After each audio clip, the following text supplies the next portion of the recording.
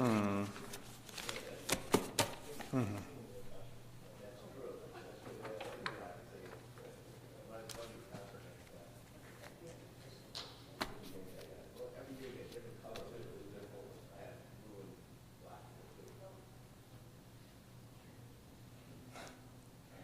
you can chant Hineni Deto Be'etzem. You can chant as you come up, Hineni Deto Be'etzem.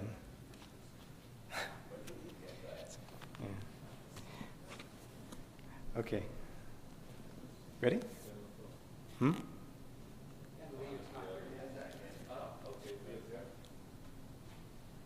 Is he? No? Okay. Is Ben here yet? Yes, he's not here yet. Oh, okay. Okay. I don't live with him. Who's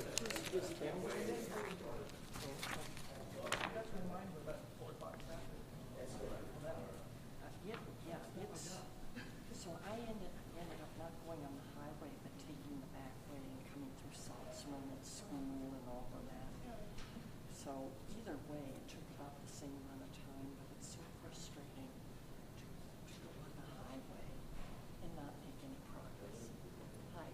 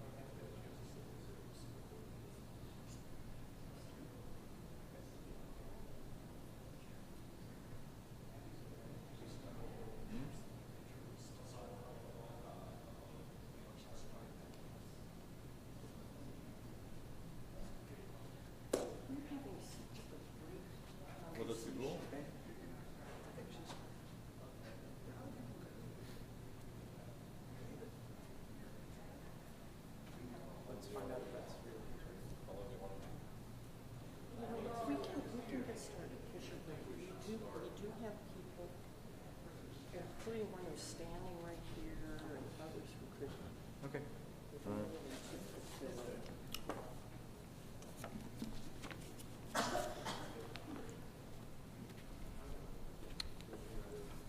We will turn then to page 361.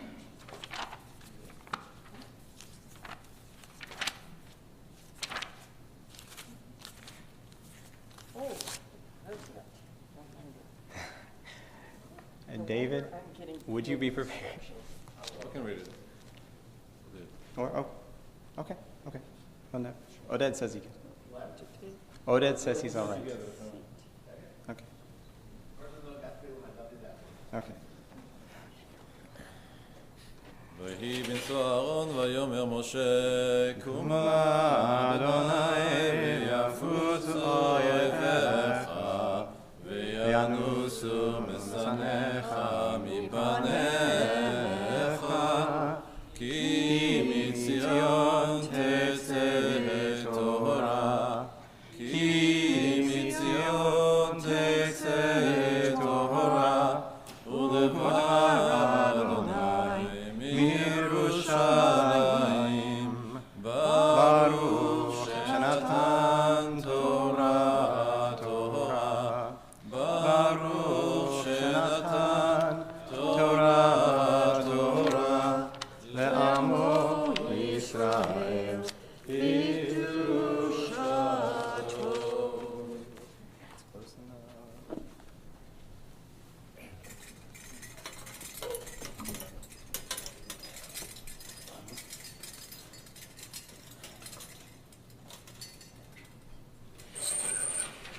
גדלו לאדוני ציונאו שמו יחדיו לך אדוני גדולה גיבורה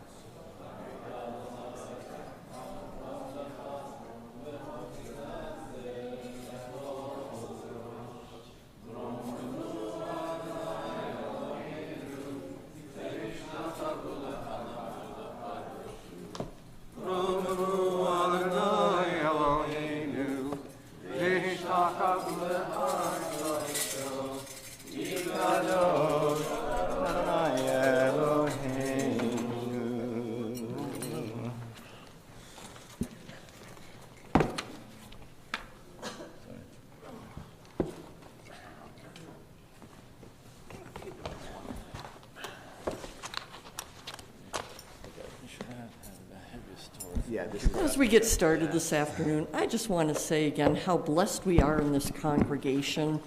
Probably due to traffic, the person scheduled to read Torah this afternoon is not yet here, and we are blessed by several people in our congregation who can sight read and pitch hit at the last moment. So we're always indebted to everybody who's here today. We have a special debt of gratitude to our good friend David, who will be reading this afternoon. No, okay. Let's see. Yeah, the alternate reading. Page 365, Yes. Leviticus 19. David, did you find one? What? Did you find the spot? Yeah, it's better. He just picked a spot. So It may or may not correspond to what your book says. Fine, you It's just all right. pick one at random. He just picked it. No, I did check that it was fine. You give 365. me hand signals too. 365, unless you can find a better page. Well, a third alternative reading. That's a good yearly reading page, 365. It is. It's stopping The point. alternative. It's the alternatory from Leviticus 19.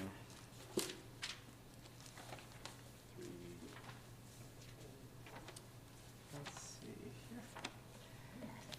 ותגלה ותראה מלכותו עלינו בזמן קרוב יכון פליטתנו ופלטתנו בבית ישראל לכנו חסד ורחמים ורצון ולומר אמן הכל הבו גדול אלוהינו נכבוד לתורה בת כהן כי רבי תעמוד יהודית בת איתה ואברהם גרשון הכהן, ברוך שנתן תורה לעמו ישראל בקדושתו, ואתם הדביקים עליהם שם כולכם היום.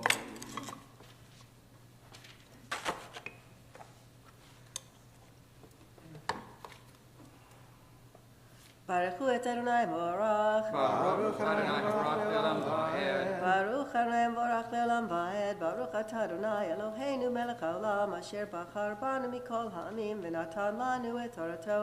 ברוך אתה אדוני נותן התורה. Amen. Amen. וידבר משה לאמור דבר כל בני ישראל ונראה להם קדושים תהיו קדושים אלוהיכם איש אמו ואבי תיראו ותרשת תשוב אני אלוהיכם אל תראו אלוהים דלהם מזל לא תעשו לכם אני אדוני אלוהיכם.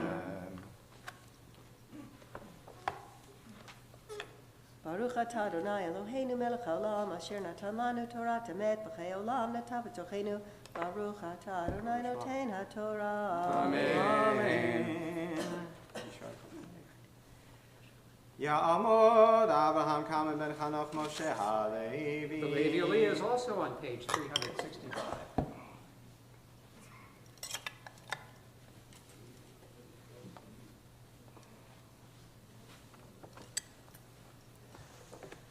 Baruch Hu Adonai Hambarach. Baruch Adonai Baruch Le'olam Va'ed. Baruch Adonai Hambarach Le'olam Va'ed. Baruch Atah Adonai Eloheinu melech haolam asher bachar banu mikol ha'amim v'natan lanu et Torto. Baruch Atah Adonai noten haTorah. Amen. Okay. Amen. Here's the last one. Amen. V'chitis v'chuz v'shlamim l'Adonai l'zechem tizbachu b'yosef v'hem yechel m'macharat hanotar ad yom hashlishi b'yis arev imachel yechel b'yom Moshe v'gulhu yerosu v'lo yirtzeh v'chlo avono yisa ki et kodesh yeh chalel nechotah nefesh hi me'ameha u'kutzechem me'atzir artzechem lo techal patzerchal לקצר, לקצר כתחלות לקט, וחבחלות עולל ופורת חבחלות לקט, לנילר גזו בתלמיד אדוני אלוהיכם. Yes, no. Baruch Atah Adonai Eloheinu melech haolam asher natan lanu Torah emet v'chayei olam natah b'tochenu. Baruch Atah Adonai noten haTorah. Amen. Second lesson about it. All right.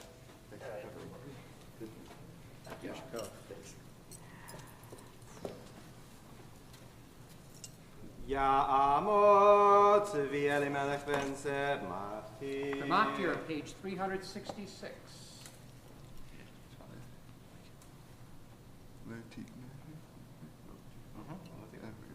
There it is.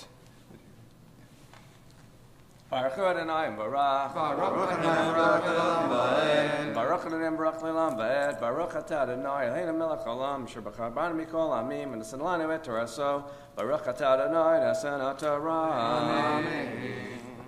Amen. Lo tignovu, lo techachashu, lo teshakru, ish b'amito.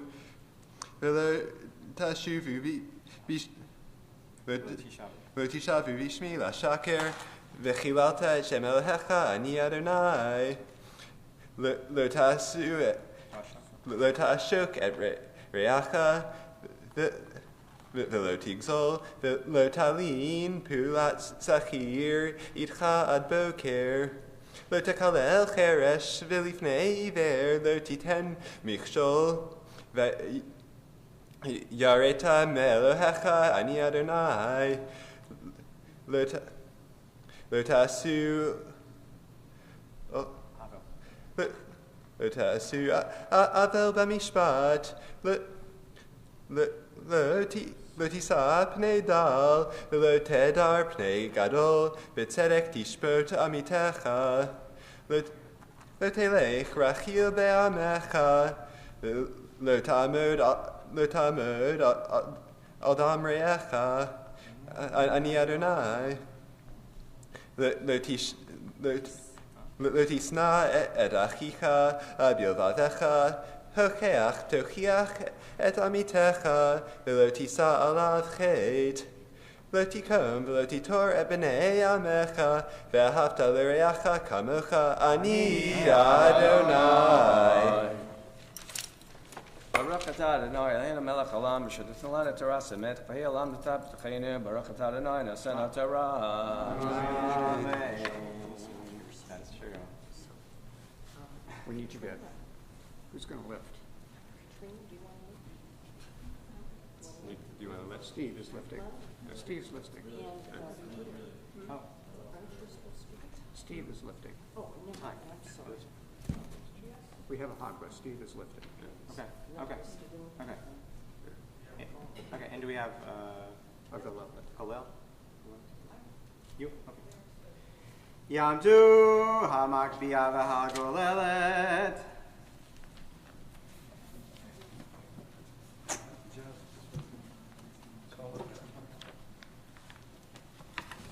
This is beautiful. Yeah. Yes.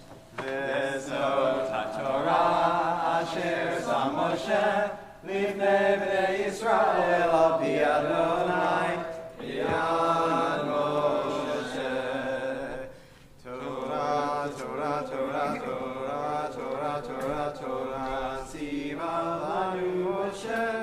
Torah, Torah, Torah, Torah, Torah, Torah, Torah, tziva lanu Moshe. Torah, Torah, Torah, Torah, Torah, tziva lanu Moshe. Torah, Torah, Torah, Torah, Torah, tziva lanu Moshe. Morasha kehilat Yaakov, Morasha kehilat Yaakov, Morasha kehilat Yaakov, Torah tziva lanu Moshe.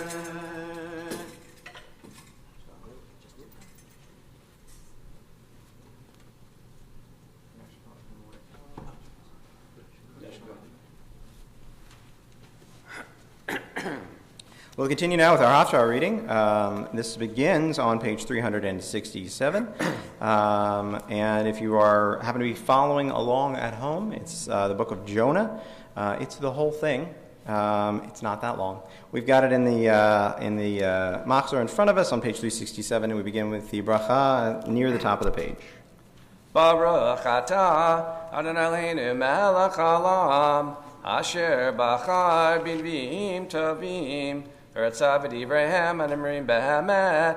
Baruch atah Adonai habacher b'Torah u'Moshe avdo u'Yisrael amo u'v'nviei ha'emet v'sadek.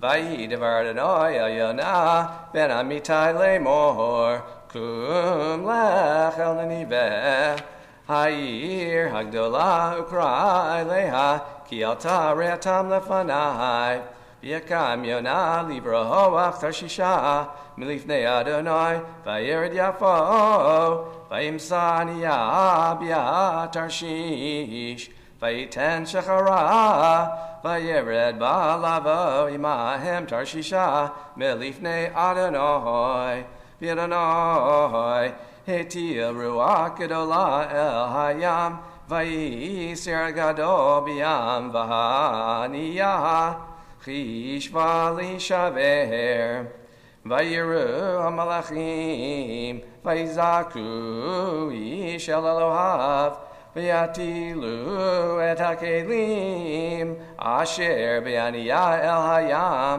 lahakel mi'alehem vayonah yarad El yarkatei hasfina vayishkav yiradam vayikra ve'lav rahav hachobel vayomer lo malecha nirdam kum kara el Elohecha ulai itashet Elohim lanu velo noved V'yamru yisharehu lechu v'napi lagaralot v'neda b'shel mihi harazot lahanu v'pilu garalot v'yipol hagara al yonah v'yamru elav hagidana lanu v'asher l'mi'arazot lanu ma'malektecha v'ma'in tavo ma'artzecha v'yemize amata Vayomer alehem ivri anochi v'yad Adonai Elohei hashamayim ani yareh asher asa et hayam v'yad hayabasha vayiru hanashim yira gedolah v'yamru ehelav mazot asita ki yadu hanashim ki milivnei Adonai hu v'oreach ki lahem V'yamru elav manaseh lach v'yishtoch hayam eleinu ki hayam holech v'soher v'yomer alehem sa'uni v'tuktiluni el hayam v'yishtoch hayam elechem ki yodea ani ki b'sheli hatzar hagadol hazeh alechem V'yachtaru hanashim li'ashiv el hayabasha v'lo yacholu ki hayam holech v'tzoer alehem v'yikru el Adonai v'yamru ana Adonai el na novda v'nefesh ha'ish hazeh v'yotiten aleinu dam naki Ki ata Adonai kasher chafatzta asita vayisu et Jonah vayitiluhu el hayam v'yamod hayam mizapo vayiru hanashim yira gedolah et Adonai v'yizbechu zevach li'Adonai vayidru nedarim Vayeman Adonai dahag gadol livlo et Yonah vehi Yonah bimei hadag shlosha yamim shlosha leilot vipalel Yonah el Adonai Elohav mimei hadagah vayomer karati mitzara li el Adonai v'yaneni Mi beten sheho shivati shemata kolihi v'tashlicheni mitzula bilvav yamim v'naha yesoveni kol mishparecha v'galecha alai avaru v'yani amarti nigrashti mineged einecha achosif lehabit elecha katshecha Afafuni, Mahayim Anefesh Taham Yisoveni, Suv Chavush Laroshi, Lekitzve Harim Yerdati, Haaretz, Beriche Haviahadi Leolam, Veta Mishachat, Chayai Adonai Elohai, Pitatef Alai Nafshi et Adonai Zacharti, Vatavo Elecha Tefilati, Elecho Katshecha, Meshamrim Havlishav Chasdam Yazovu, Viani Beko Toda Esbechalach, Asher Nadarti Ashalema Yeshuata Le'Adonai, Vayomer Adonai Ladag, Vayaket Yonah El Hayabasha, Vayehi Devar Adonai El Yonah Shenit Lemor, Kum lechel niniveh ha'ir ha'gdolah ukra eleha et hakriya asher anochi dover elecha v'yakam Yonah vayelechel niniveh kidbar Adonai v'niniveh hayeta'ir gdolah le'Elohim elach shloshet yamim Bechel Yonah lavo va'ir melach yom echad v'ikra v'yomar od arba'im yom v'nini v'nehepachet v'yamihinu anshe niniveh Belohim v'ikru som v'yobeshu sakim migdolam v'yad ketanam Vayigad avar amelech neniveh v'yakah mikitzo v'yaver darto me'elav v'yachatz sak v'yeshev al ha'efer V'yazek v'yomer b'ninive mitam hamelech ugdolav lehemor hadam v'apema habakar v'hatzon al yitamu meuma al yiru mayim al yishtu v'yitkatsu sakim hadam v'apema bikru el Elohim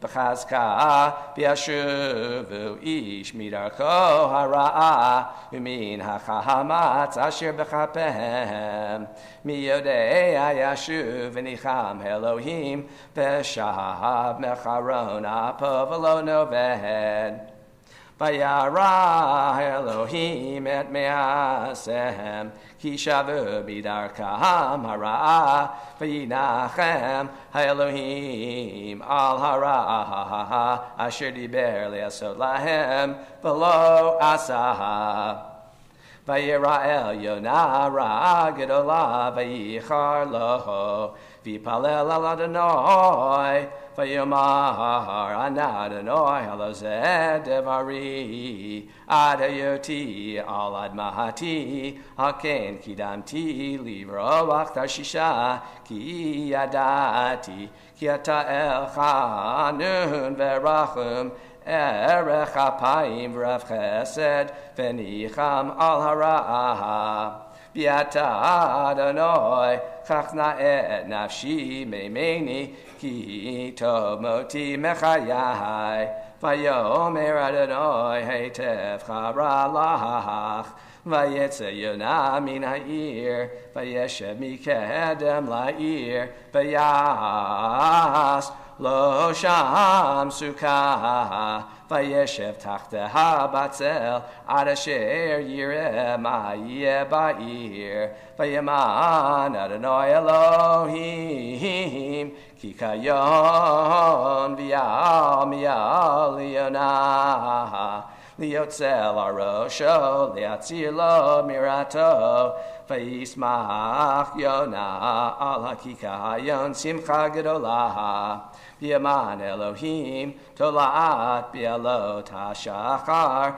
l'macharat v'atach et hakikayon v'yivash v'yik yizroach ha'shemesh v'yaman Elohim ruach kadim charishit v'tach ha'shemesh arosh Yehonah v'talaf v'yishaled nafsho lamut v'yomer tov moti mechayai v'yomer Elohim el Yonah heitef chara lecha al hakikayon v'yomer heitef chara li ad mavet Vayomer Adonai atachatzta al hakikayon asher lo amalta bo v'lo gidalto shebin laila hayahu v'in laila avad v'ani lo achutz al niniveh ha'ir agdola asher yesh ba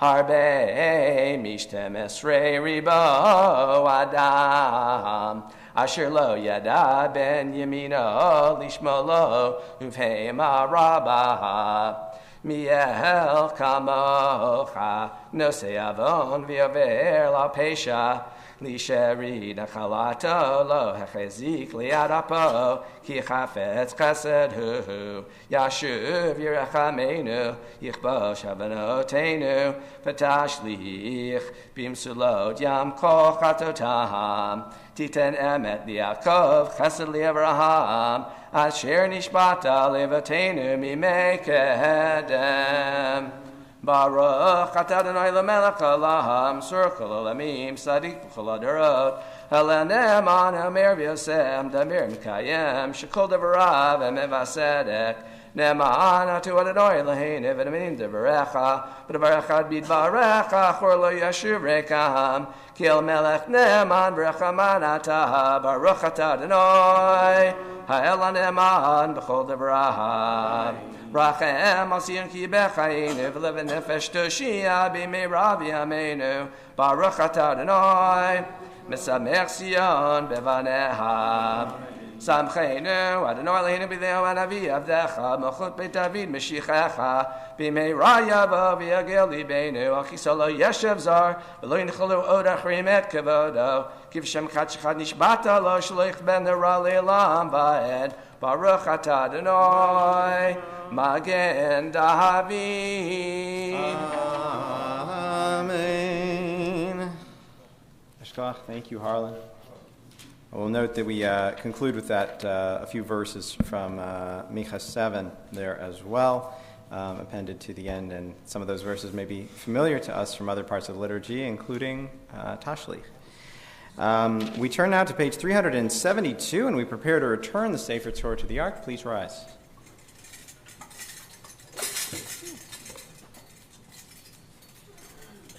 Hallelujah, Shem Adonai, ki nisgav shemo levado. Hodu haaretz v'shamayim, vayarem ker le'amo, dila lechol chasidav, li'Yisrael am kero. Hallelujah.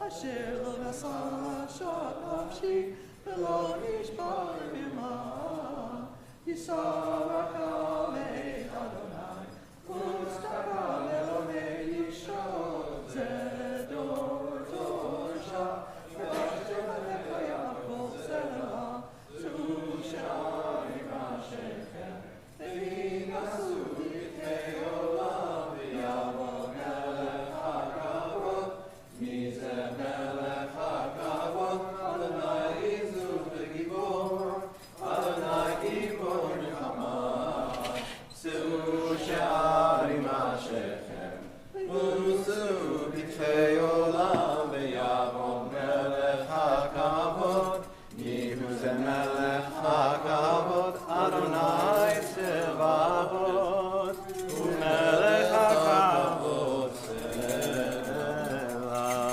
B'chol yomah.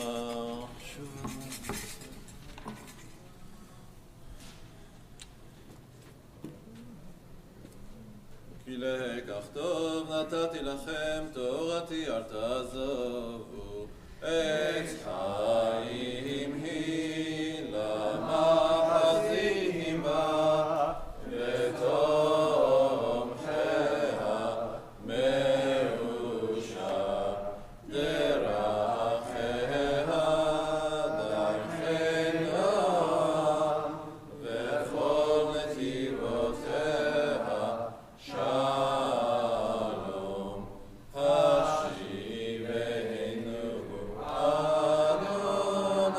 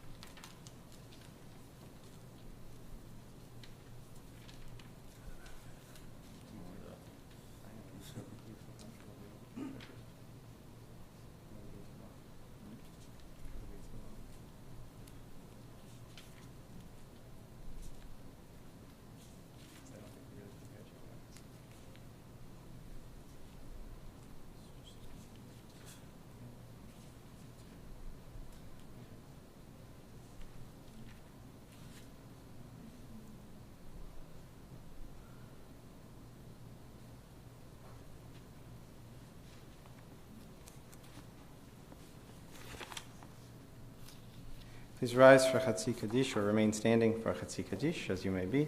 On page 373.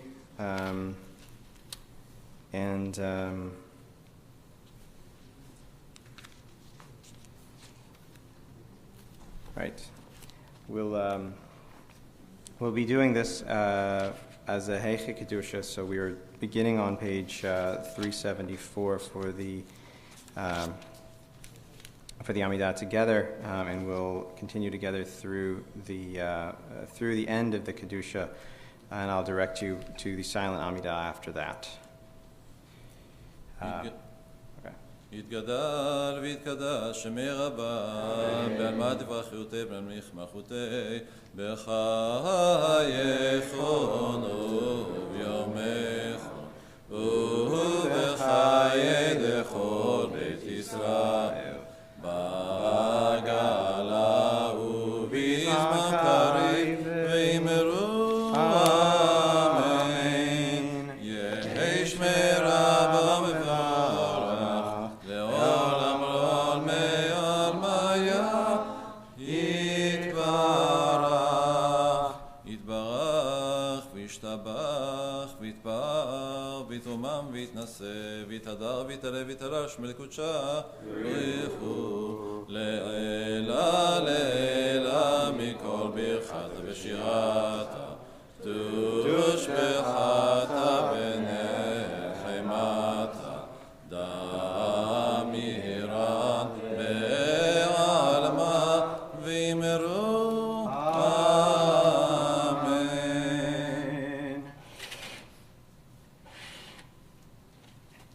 ברוך אתה אדוני אלוהינו ולאבותינו ואמותינו אלוהי אברהם אלוהי יצחק ואלוהי יעקב אלוהי שרה אלוהי רבקה אלוהי רחל ואלוהי לאה האל הגדול הגיבור והנורא אל עליון גומל חסדים טובים וקונה הכל וזוכר חסדי אבות ואמהות ומביא גואל לבני בניהם למען שמו באהבה מסוד חכמים ונבונים ומלמד דעת מבינים הבטחה פי בתפילה ותחנונים לחלות ולחנן פני מלך מלא רחמים מוחה וסולח לעוונים זוכרנו לחיים מלך חפץ בחיים וכותבנו בספר החיים למענך אלוהים חיים מלך עוזר ופוקד ומשה ומגן ברוך אתה אדוני מגן אברהם פוקד שרה אתה גיבור לעולם אדוני מחיים מתים את הרב להושיע מוריד התהל מחלקל חיים בחסד מחיי מתים ברחמים רבים סומך נופלים ורופא חולים ומתיר אסורים ומקיים אמונתו לשני עפר מי כמוך בעל גבורות ומי דומה לך מלך ממית ומחיה ומצביח ישועה מי כמוך אב הרחמים זוכר יצוריו לחיים ברחמים ונאמן אתה לחיות מתים ברוך אתה אדוני מחיי המתים ימלוך אדוני לעולם מלך ציון לדור ודור הללויה ואתה קדוש יושב תהילות ישראל אל נא ככתוב ליד נביך וקרא זה אל זה ואמר קדוש קדוש קדוש אדוני צבאות מלוך לארץ כבודו כבודו מלא עולם. משרתיו שואלים זה לזה, איה מקום כבודו לעומתם, ברוך יאמרו, ברוך כבוד אדוני ממקומו.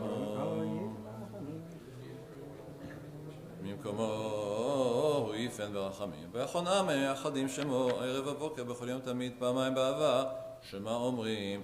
שמע ישראל, אדוני אלוהינו, אדוני אחד. הוא אלוהינו, הוא אבינו, הוא מלכנו, הוא מושיענו, והוא ישמינו בחמה שנית, לעיני כל חי להיות לכם לאלוהים. אני אדוני אלוהיכם. אדיר, אדירנו אדוננו, מה אדיר שמך בכל הארץ, והיה אדוני למלך על כל הארץ, ביום הוא יהיה אדוני אחד ושמו אחד, ובדברי קודשך כתוב לאמור, מלוך אדוני אלוהינו מלך ציון, לדור ודור, הללויה, לדור ודור נגיד גודלך ולנצח נצחים קדושתך נקדיש, ושפרך אלינו מפינו אלימו של עולם ועד, כי נמך גדול וקדוש אתה.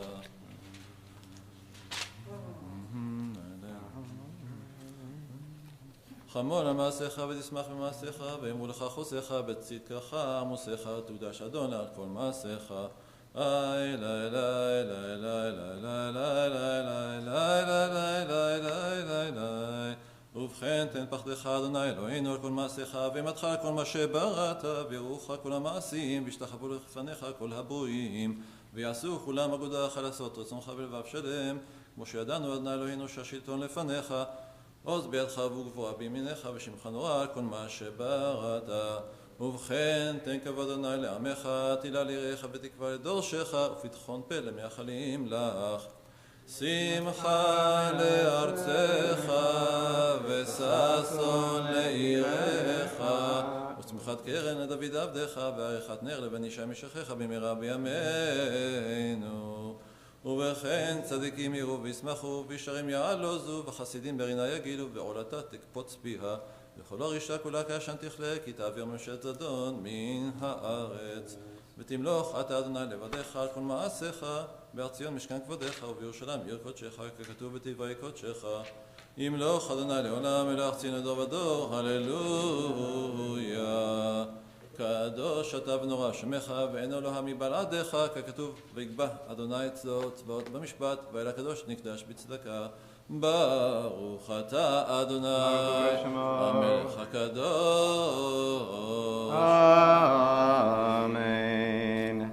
Oded really should continue on his own. The rest of us will turn back to page 213 individually for our own Amidah, for a silent Amidah for this portion.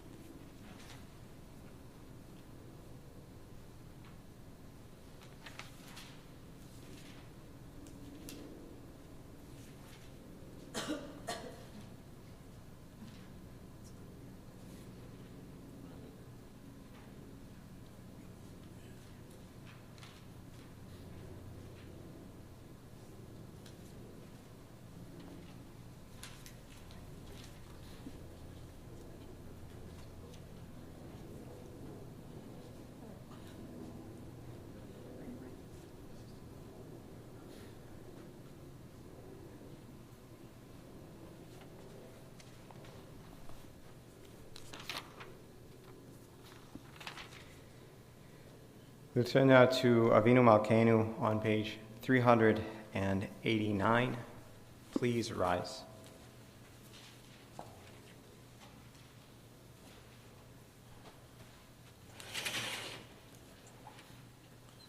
אבינו מלכנו חטאנו לפניך, אבינו מלכנו איננו מלך אלא אתה, אבינו מלכנו סימן. אבינו מלכנו.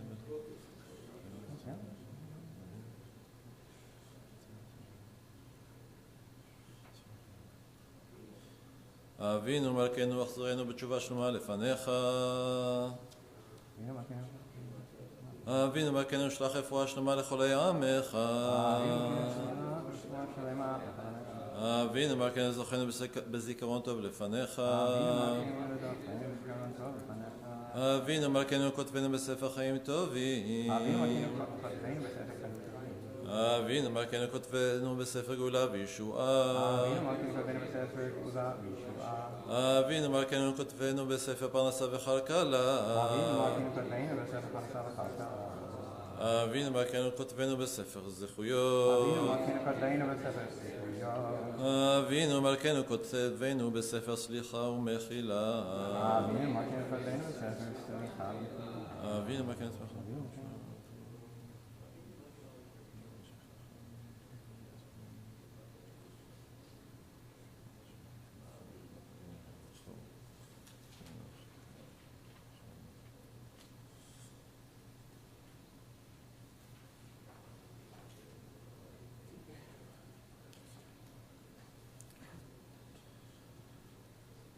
אבינו מלכנו עשה למען באב ואש ובמים על קידוש שמך, אבינו מלכנו עשה למענך אם לא למעננו, אבינו מלכנו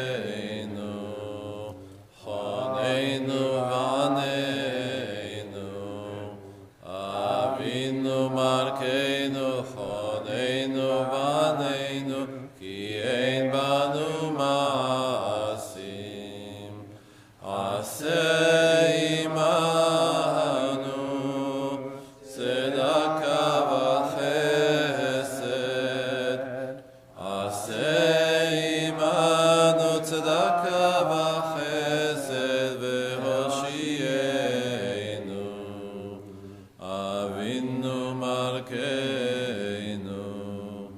חוננו ועננו, אבינו מלכנו חוננו ועננו, כי אין בנו מעשים, עשה עמנו צדקה וחסד, עשה עמנו צדקה וחסד והושיענו.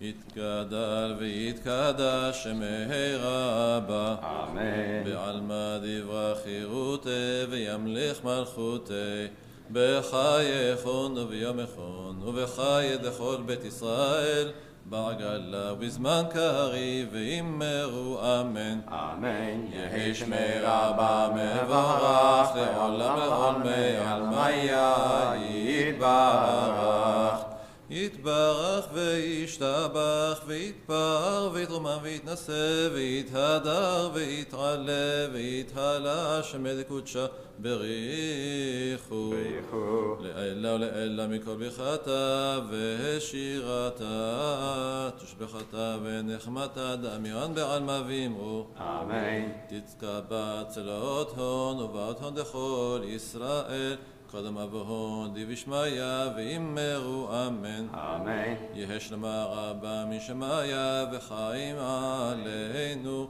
ועל כל ישראל ואמרו אמן. אמן. עושה שלום במרומיו, הוא יעשה שלום עלינו ועל כל ישראל, ועל כל ישראל ואמרו amen.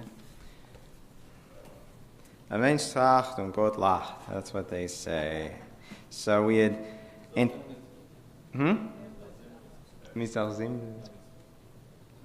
oh, that's true. That's true. So we've indeed gotten a little ahead of schedule. We were supposed to start a study session at 5:30, so we have 25 minutes of heel cooling. An extemporaneous lecture on Jonah. Am I on top? So I'll say this. I will say this. And Rabbi, I don't want to say anything. I don't know what you're covering. Okay, thank you.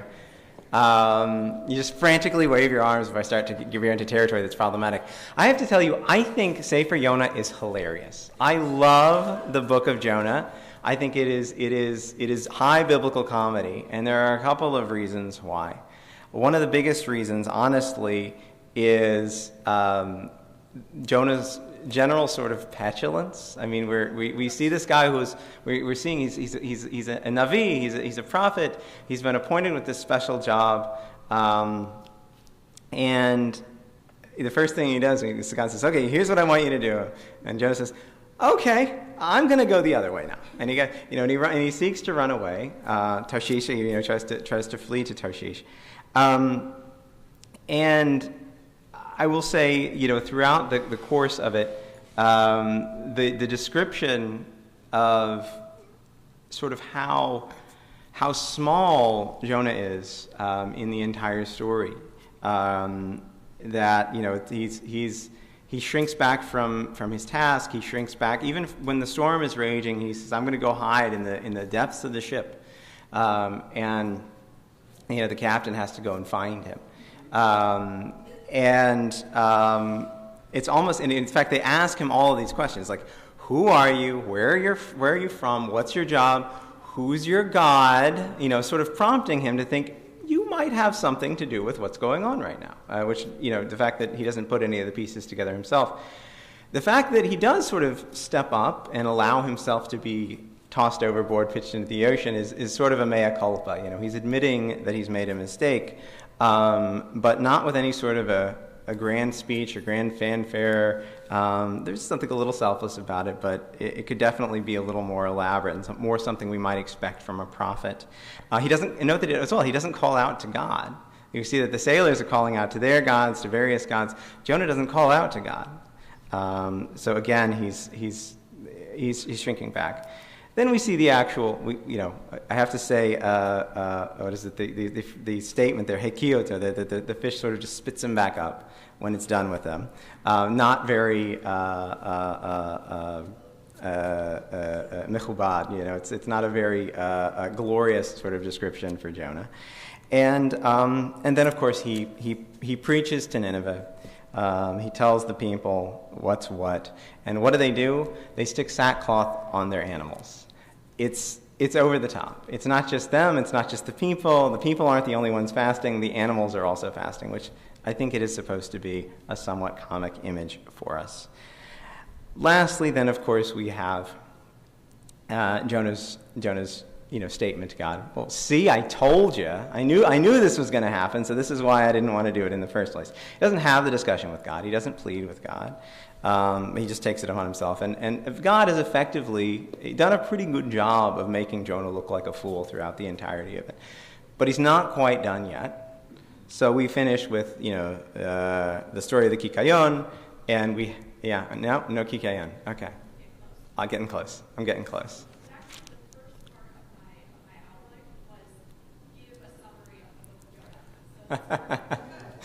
Very good. So maybe I've helped you there, and you can start when you get started. But indeed, Jonah I think is somewhat comical throughout all of it, and with his I could just die.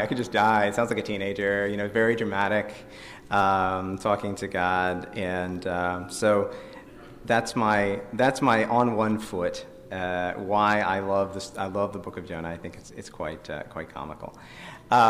We will take a brief recess then at this point. I can stick around for Q&A if anybody has it, but we'll get started with our real learning session with Rabbi Shapra at 5:30.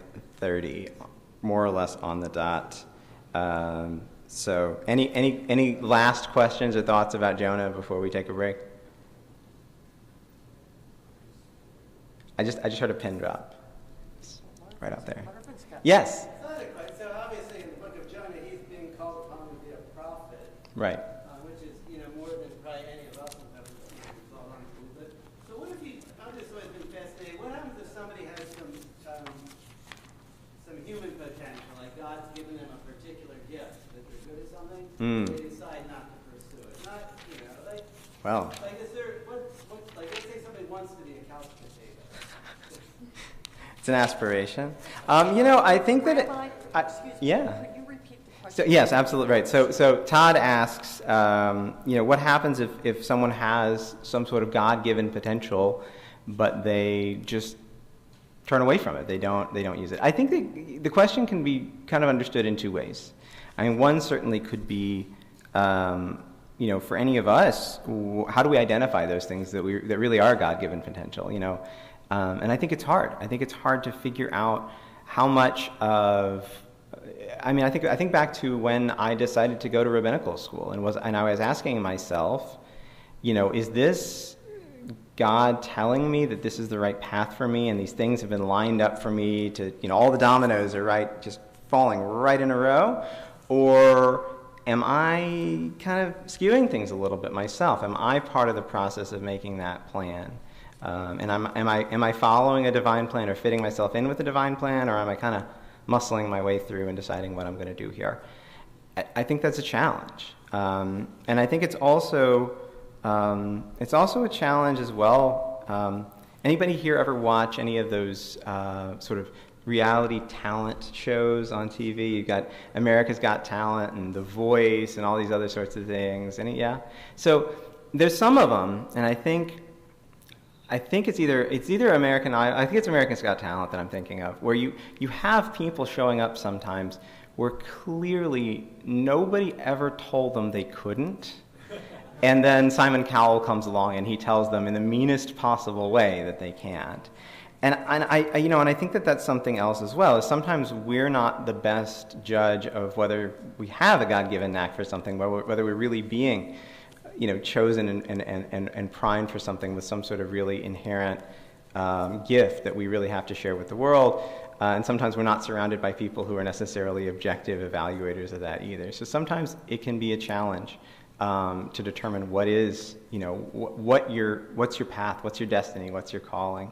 I do think it takes a lot of reflection, it takes a lot of honesty, it takes a lot of willingness to fail as well, because some of those people who might fail at the thing they think they're good at can go out and discover something else that they're really meant to do and achieve something out of that. I hope that kind of answers your question. Yeah, I'm just looking at it from the standpoint of like let's say you had maybe like you should have been a great physician or surgeon helping people, and instead you just like to goof off. Like you're not harming anybody, but at the same time you're not. And so what Todd's saying is, if maybe you were meant to do something really great, saying being a great physician, and instead you decide to be a couch potato or sort of goof off. I think that it's hard to know what it's hard to figure out that destiny piece and figure out what you're supposed to be doing. If the question is it a sin to squander the opportunity? Maybe. It's hard to figure out what that opportunity is. I think in a lot of ways that's between us and God, and maybe in some ways that's a lot of what Yom Kippur is about, is figuring out, are there things that we've missed, are there opportunities that we've missed over the course of the previous year, and do we have an opportunity in this new year to make sure we don't squander those same opportunities? So thanks for the question. That's good. Yeah, Marvin. Yeah, I've been toying with the idea of Jonah walking into Nineveh. He goes in, a day's walk, and proclaims that Nineveh will fall in 40 days. So Marvin says he's thinking about Jonah walking into Nineveh, a day's walk in, and saying in 40 days it'll be overthrown. Looking at this from the point of view of the people of Nineveh. Here's this guy who walks in from who knows where, who makes this proclamation.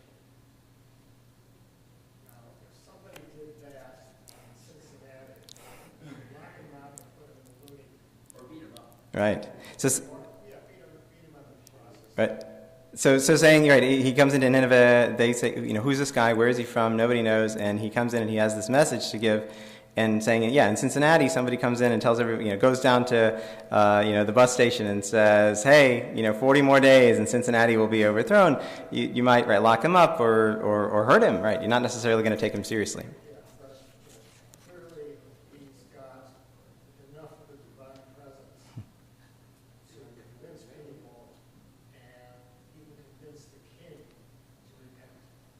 So Marvin identifies that it's clearly what's going on with Jonah is he has some sort of divine presence, divine gift that helps him to convince the people and even the king. I'm just trying to get my mind around that. Right, and he says he's trying to get his mind around that. I think it's a challenge. I think, it's that is maybe the biblical conceit in so many cases that when we encounter these prophetic figures and they're saying things that we would think this would have to be really unpopular, this would have to be really unwelcome, especially when people are critiquing monarchs and critiquing the priesthood and critiquing the leadership of the community. That's, it's hard to believe in some ways that they can get taken seriously, but perhaps it is indeed that divine gift that enables them to be taken seriously.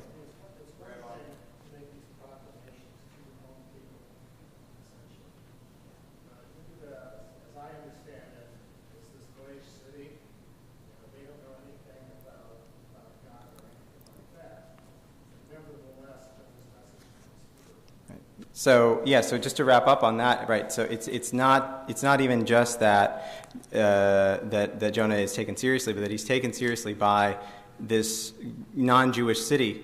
And indeed, a lot of our commentators say one of the things for us to think about is look how even the Ninevites, whom we would think couldn't possibly trust God, couldn't possibly believe in God, couldn't possibly believe God's prophet, are prepared to repent and prepared to do what's right.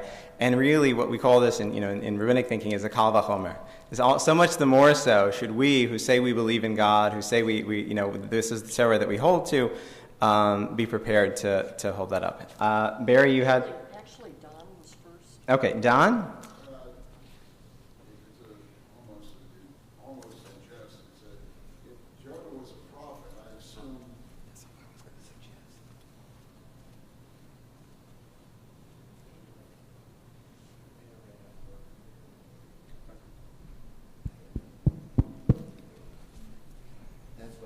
Jonah was a prophet, I assumed he had been certified in the past as one and done other missions for God. He passed his prophet exams, right? Yeah. It doesn't show what his curriculum vitae was and how many other things did he do before he blew this one.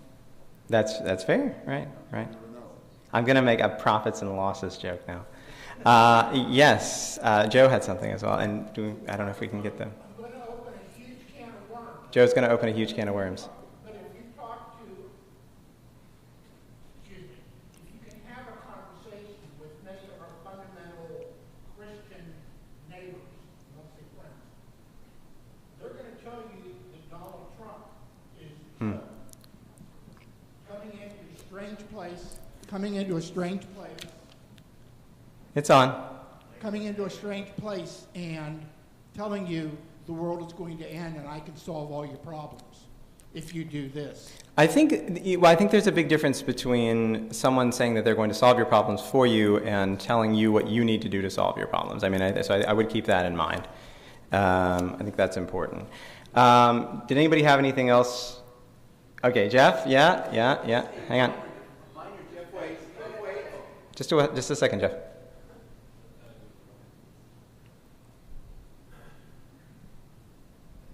This is a minor defense of the way the text is set out, in that the text is about Jonah's relationship with God, And we don't know for sure that everything was smooth sailing in his dealing with the folks of Nineveh. That there weren't trials, tribulations, goof-ups, slip-ups, and all that kind of stuff. It was not important to the message they were trying to get out there. This is about Jonah and God, not so about Jonah and the people of Nineveh and making a movie or sitcom about his interactions with them. That's secondary to the overall message of what's going on. So maybe it didn't go that smooth, but it wasn't important to the narrative. Possible. Okay. And we need to wrap up because I want to make sure we have a sec to break, stretch our legs, and then get ready for Rabbi Shapra's teaching. Kind of building on that and the talk about how Jonah would have just been like a loony on the sidewalk. He's a day's walk into the city of Nineveh. Like, he's not going to reach that many people with just his voice. That, like, unless like the people of Nineveh were already willing to share and spread what they heard. That's an interesting point. Okay. Yeah, he's 1/3 of the way in, right? It tells us that it's a 3 days walk across. So very good. Okay. Well, we will wrap up there. Good discussion. And again, I'll let everybody take a break for just a sec. Maybe stretch legs. I'd really like to stretch my legs or possibly sit down for a minute, and then we will continue at 5:30.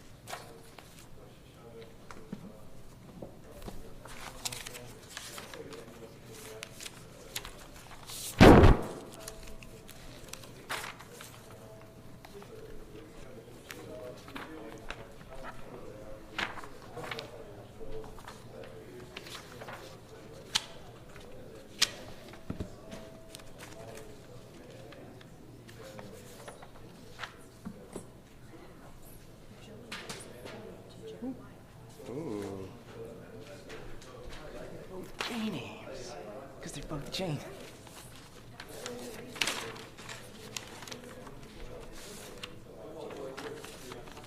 We don't have any other J names. I mean, maybe like one or two.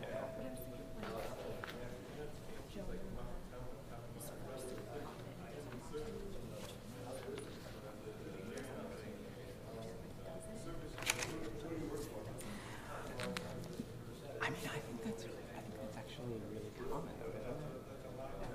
I think it's get Moses and Ezekiel.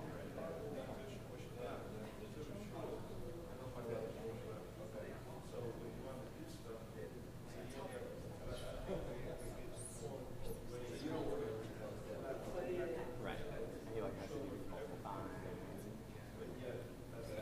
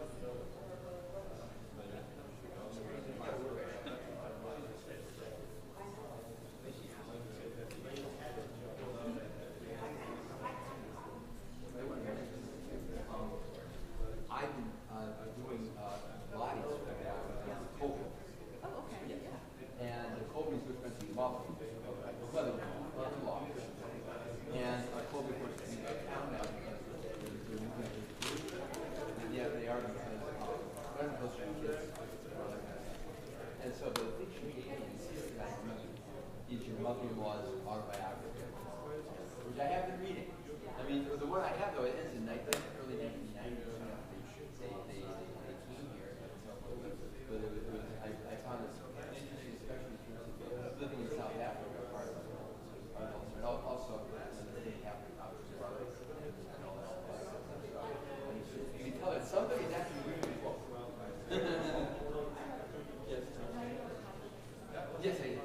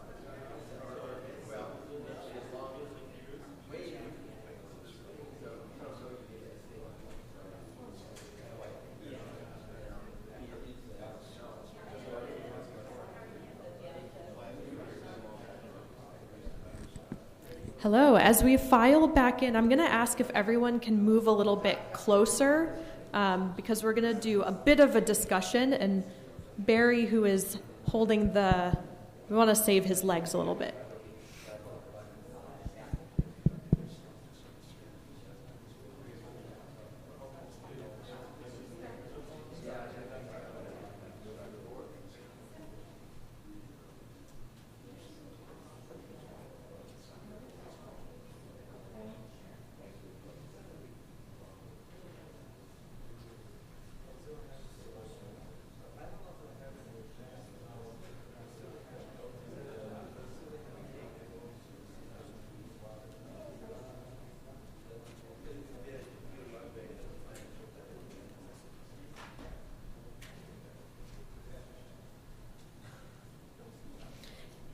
And while you're getting settled, if you could open to page 380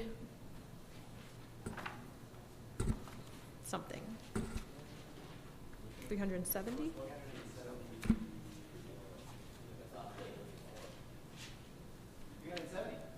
370.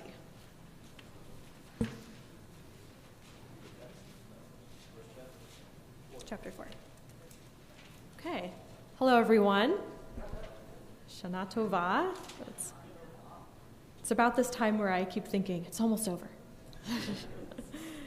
Okay, so if you were here for Rabbi Pharaoh's summary of the book of Jonah, but I actually think a lot of people were not here for the summary. So what I'm going to do first is ask if somebody is willing or able, or both, to give us a quick summary of the book of Jonah.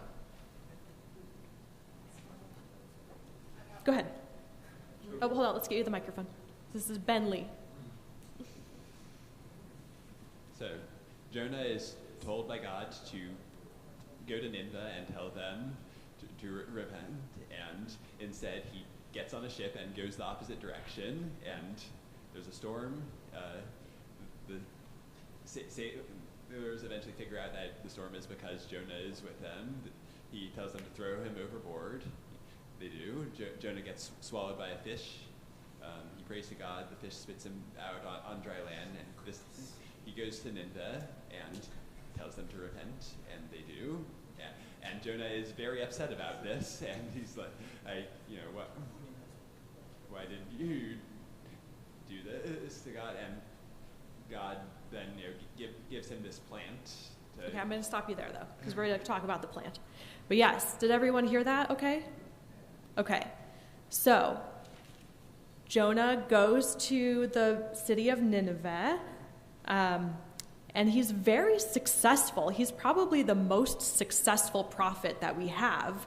Everybody repents, and as Rabbi Farrow was saying, kind of excessively repents. Like, they really believe him. He's got 100% success rate. And then he's real angry about it. Why did you do this? What's even the point of all of this, right? So then God decides to teach Jonah a lesson. I'm going to give him an allegory. So we're going to read this allegory about God's compassion for the city of Nineveh. So we're going to turn to page 370. I'm going to ask for a volunteer to read chapter 4, verses 5 through 11. Okay, go ahead. Lynn.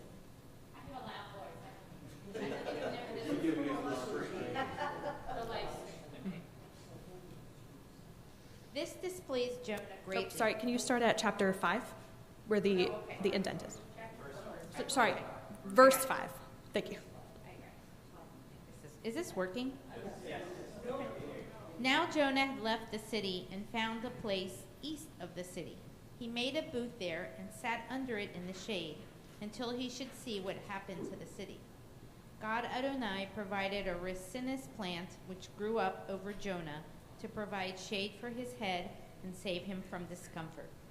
Jonah was very happy about the plant, but the next day at dawn God provided a worm which attacked the plant so that it withered.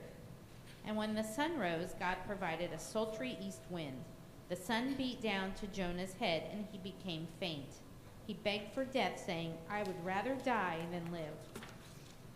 Page 371. Then God said to Jonah, Are you so deeply grieved about the plant? Yes, he replied, so deeply that I want to die. Then Adonai said, You cared about the plant which you did not work for and which you did not grow, which appeared overnight and perished overnight. And should not I care about Nineveh, the great city in which there are more than 120,000 persons who do not yet know their right hand from their left, and many beasts as well? Thank you. Okay, so we are going to break down this analogy because for a long time, this part of the book of Jonah was so confusing to me. What's the point of the plant? So we're going to talk about what the point of the plant is using color coding. Okay. So first we have Jonah.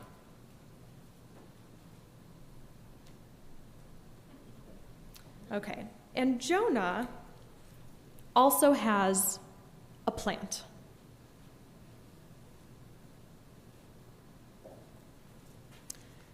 Jonah loves the plant. I did a bit of shorthand on my paper.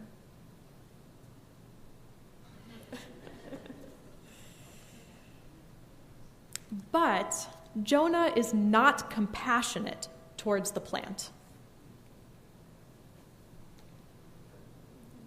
And then what happens? The plant dies. Okay. All right. I don't know if everyone can see this, but we're gonna work through this a lot today. So what God is telling Jonah through this plant episode is an analogy. So who is Jonah in this case? Jonah is representative of, I heard it, God.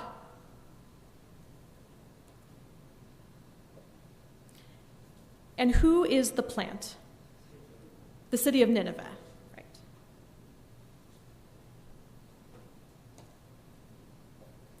And how does does God feel towards the city of Nineveh? He cared about them, right? God loved the people of Nineveh so much that God was willing to completely accept their repentance and forgive them. Oh, hold on, wrong one. Is God compassionate towards Nineveh? Yes. And what happens to the people of Nineveh? They live. Right. Okay, any questions up until here? Yes? Why does it say he's not passionate about it? Jonah, he's not compassionate. He doesn't care for it, and that's we see that in here, right? You cared for the plant, but you didn't work for it, you didn't grow it, you didn't tend to it, and then it died, right? So he loves it, but he's not compassionate. Yes? It's not clear to me whether God loves the people. He's definitely compassionate, but Jonah was happy about them, and I don't think God was happy about the people of Nineveh. Interesting. So I'm going to push back on that a little bit and say, is God always happy with us? And the answer is probably not always. That's why we have Yom Kippur. But does God always love us? I hope so. I mean, you could say the same thing about your kids. Like, you want to kill them. I mean, yeah. Glad I didn't have the microphone for you for that. Yeah, go ahead, Harlan. It's the same situation, though, with God even being regretful, so to speak, when the Egyptians drowning. They were his people, nevertheless, even though they, enslaved the Hebrews. Yeah, I'll repeat that. So Harlan has compared this to God's relationship to the Egyptians as they drown in the Sea of Reeds. It's there's still a compassion there, even though there's, there's still love there, and we see that in Midrash, but there's perhaps anger and dislike. Does that sound right, what you were saying? Okay. We're going to take one more comment because I want to get on to the other part. Yep. Go ahead. God felt sufficiently motivated or sufficiently loving towards the people of Nineveh to send Jonah to them in the first place. So if he didn't love them or didn't feel any compassion towards them, he wouldn't have bothered. I'll repeat that. So God must have felt some sort of love and compassion to send Jonah in the first place. Okay. All right. So I will admit that this is very simplified. I've oversimplified this for the sake of my point, which we sometimes do as presenters. Okay. Last one.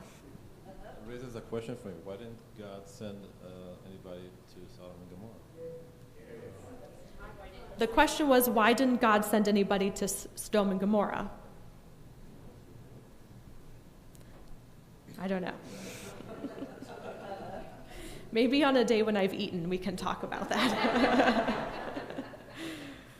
Okay, so my point of this is to both simplify this for my point, but also to help kind of break this down a little bit. And my point today is going to be connected to Rabbi Pharaoh's 2 sermons that he gave this morning and yesterday, and also my sermon from Rosh Hashanah, where we've talked about what are some changes that we need to make to become a more inclusive, a more open, a more welcoming community. So I'm going to add to this equation. This is us. Not the TV show, but although. And what I want to oversimplify is that the people of Nineveh, or the plant, should be, for us, like marginalized Jews.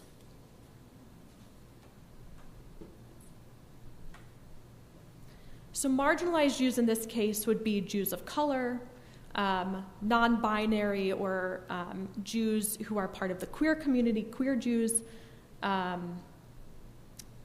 Maybe, I mean, we could really kind of expand this to anybody who is not Ashke normative, right?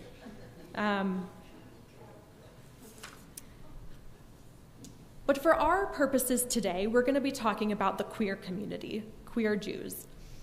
So I want to look at this very quickly. How should we feel about marginalized Jews?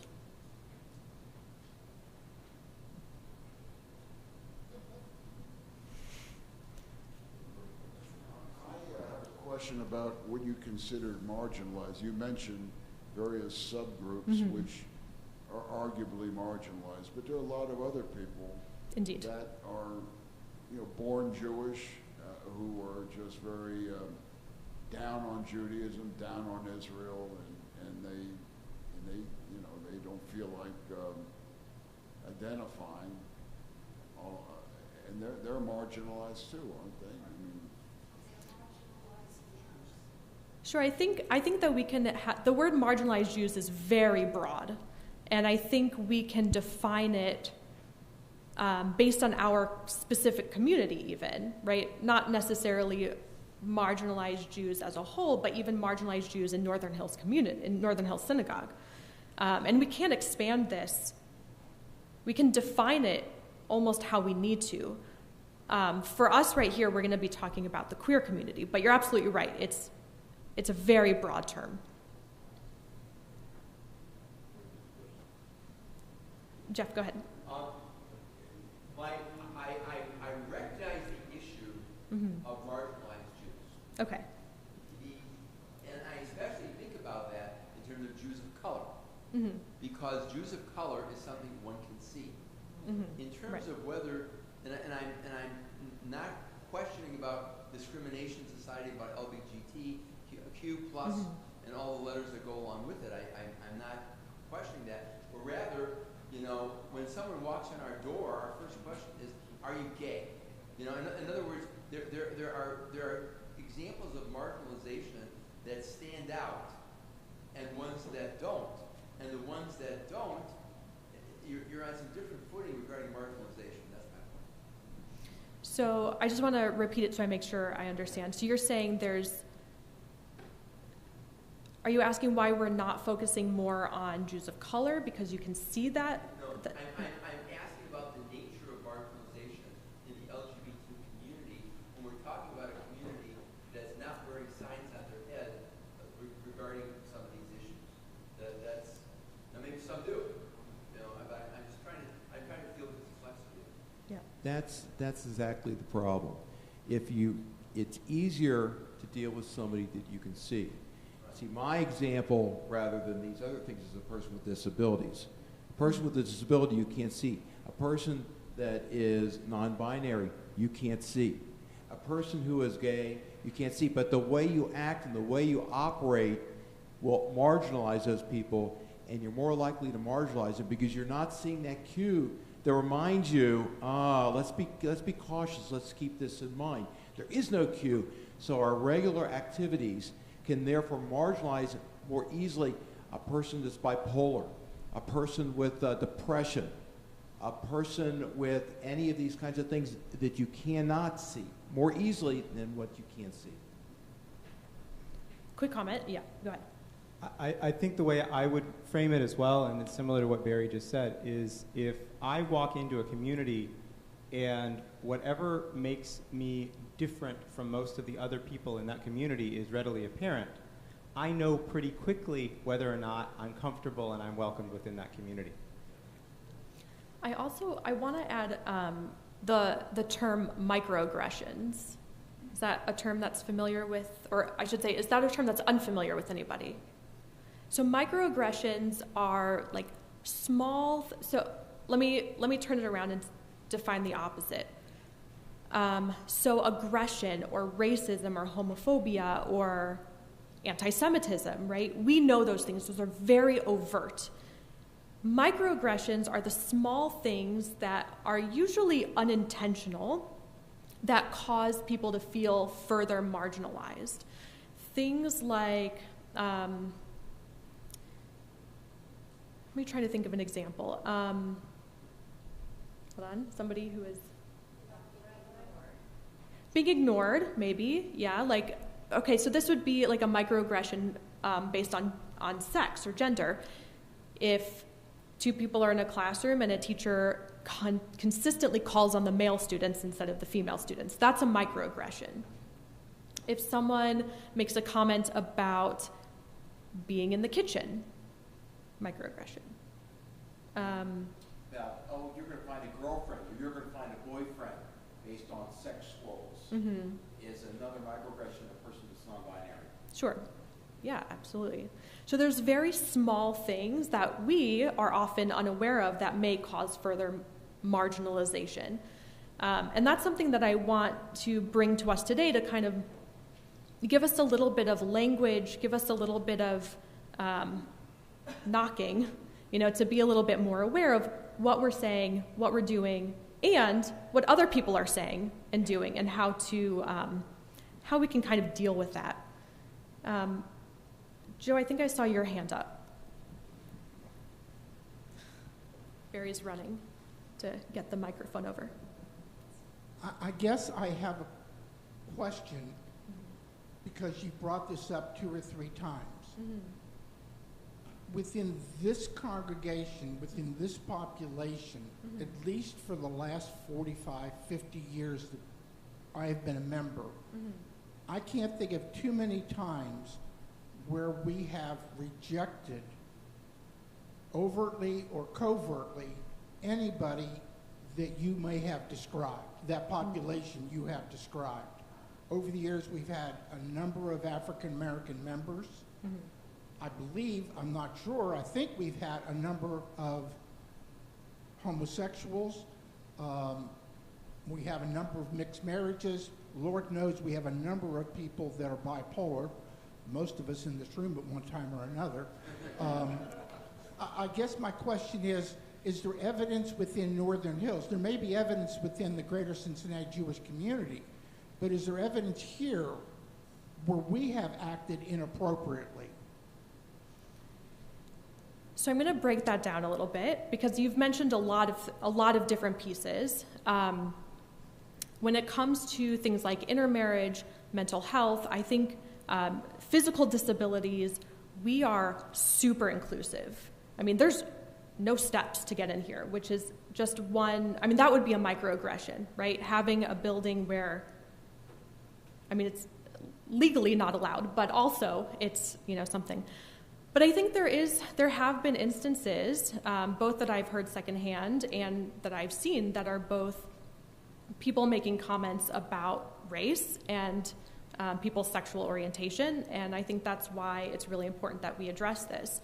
I think if we look at this and say, well, I've never seen that, one, that's very good, right? That's good that it's nothing's overt, and that we are not a community that actively, right? We know that, right? We know that I think it's in our maybe our vision, we strive to be an inclusive community, and we do, but I think that there are some places where we can do a little better, where we still have some microaggressions that people say, and this is an important place, and this is a sanctuary where it's a safe space to kind of work on that.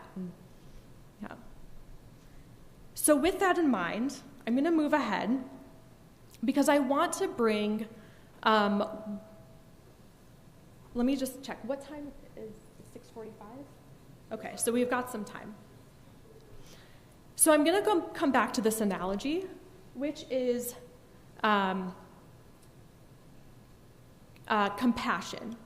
Being compassionate towards all marginalized Jews, as we've, and we talked about how the word marginalization is huge, right? And it encompasses a lot. And in this case, we're going to talk about the queer community. And I want to introduce 2 things. The first thing is a way that we can be more inclusive is learning the language that is common among the queer community. So I have these handouts. I don't have enough for everybody who is here because I am happily shocked by how many people are here.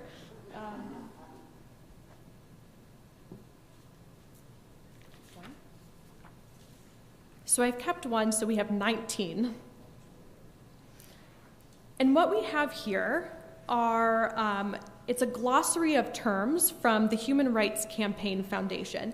So if you've ever seen on somebody's bumper, like on a bumper sticker, the 2 yellow equal signs in the blue, this is them. This is that organization. And they've put together a glossary of different terms that can help us use the language that is most compassionate towards the queer community. I'm going to turn this around a little bit and say we want people to use the language that is most compassionate towards us as Jews, right? I haven't heard this for a long time, but when I was in high school, I actually heard somebody say, if they got something really cheap, did they Jew it? Have you heard that before? Did you Jew it down, right? And when you hear that, what does your stomach do?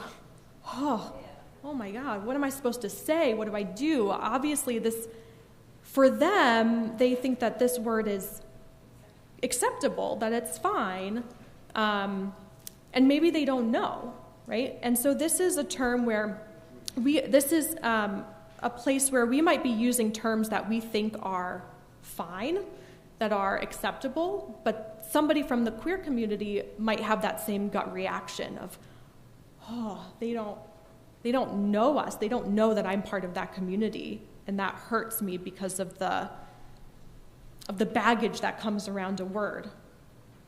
So I'm going to give us a chance to look through this. You'll notice that I've been using the term queer community instead of the LGBTQ community or the gay community. And on page 3, we see queer, and it, just like the word marginalized, it is a very big word. It kind of encompasses everything. So this is one place where we can use this language and be more inclusive. It's very easy, right? Are there any words on here that you're looking that are shocking? That word, when I was a kid, many people of my generation, that was a bad word. You didn't call people queer.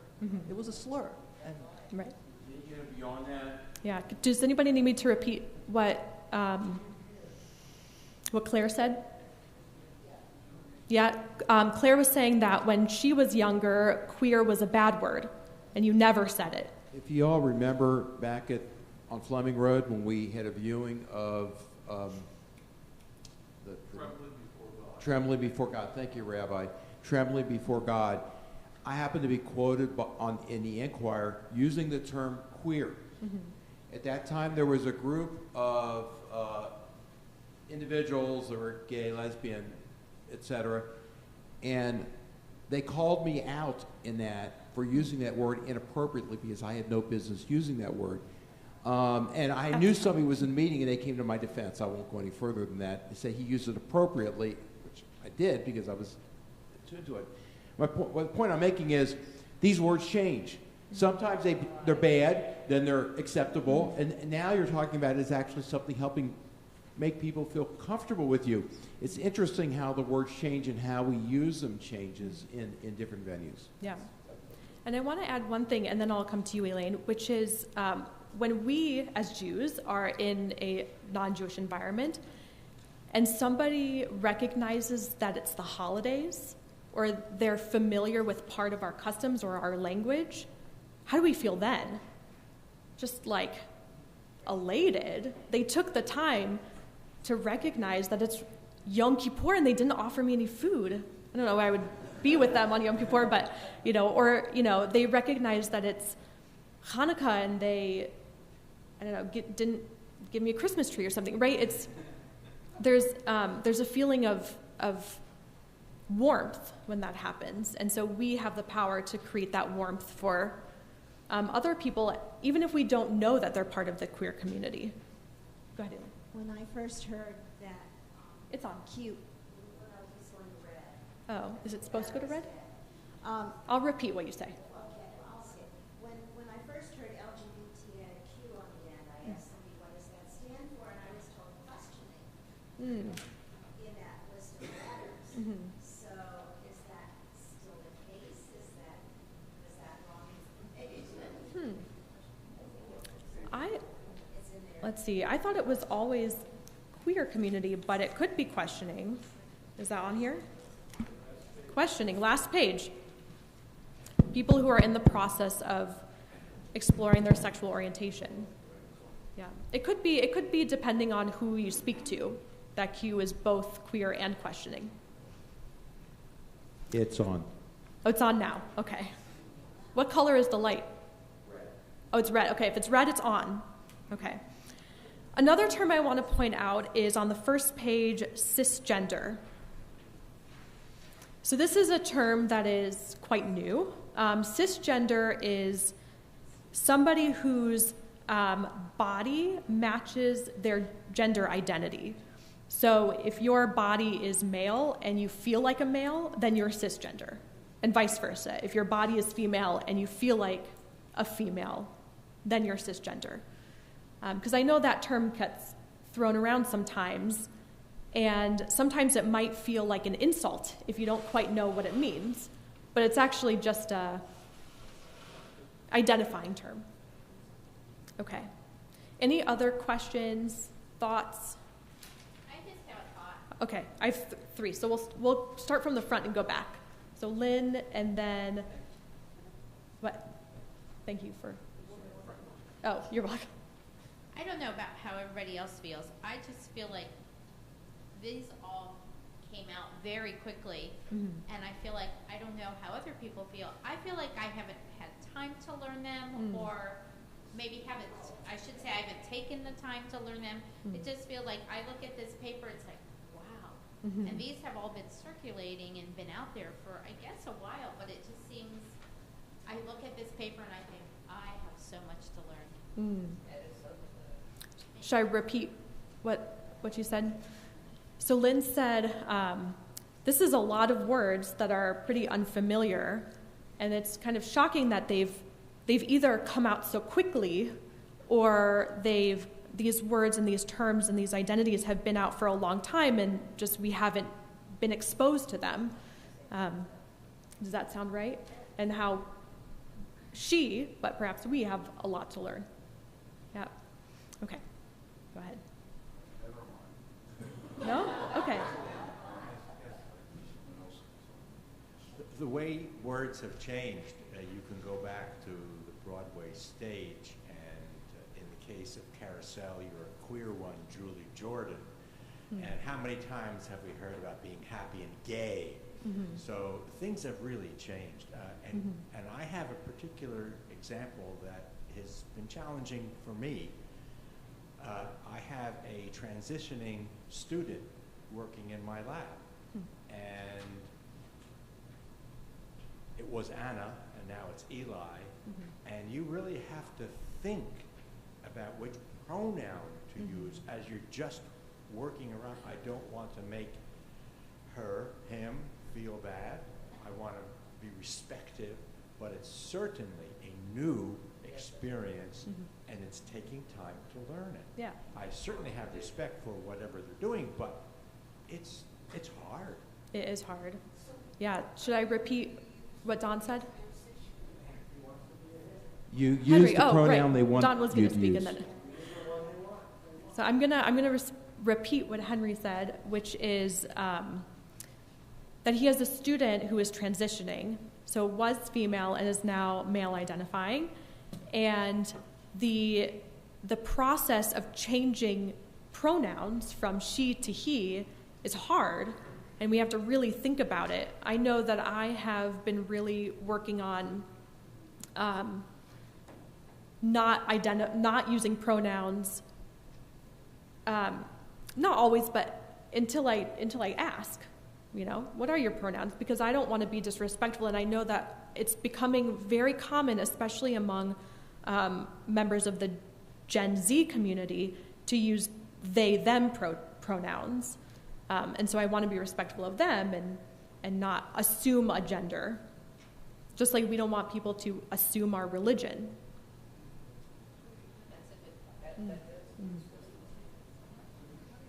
Oh, did you, Jerry, I think, had something.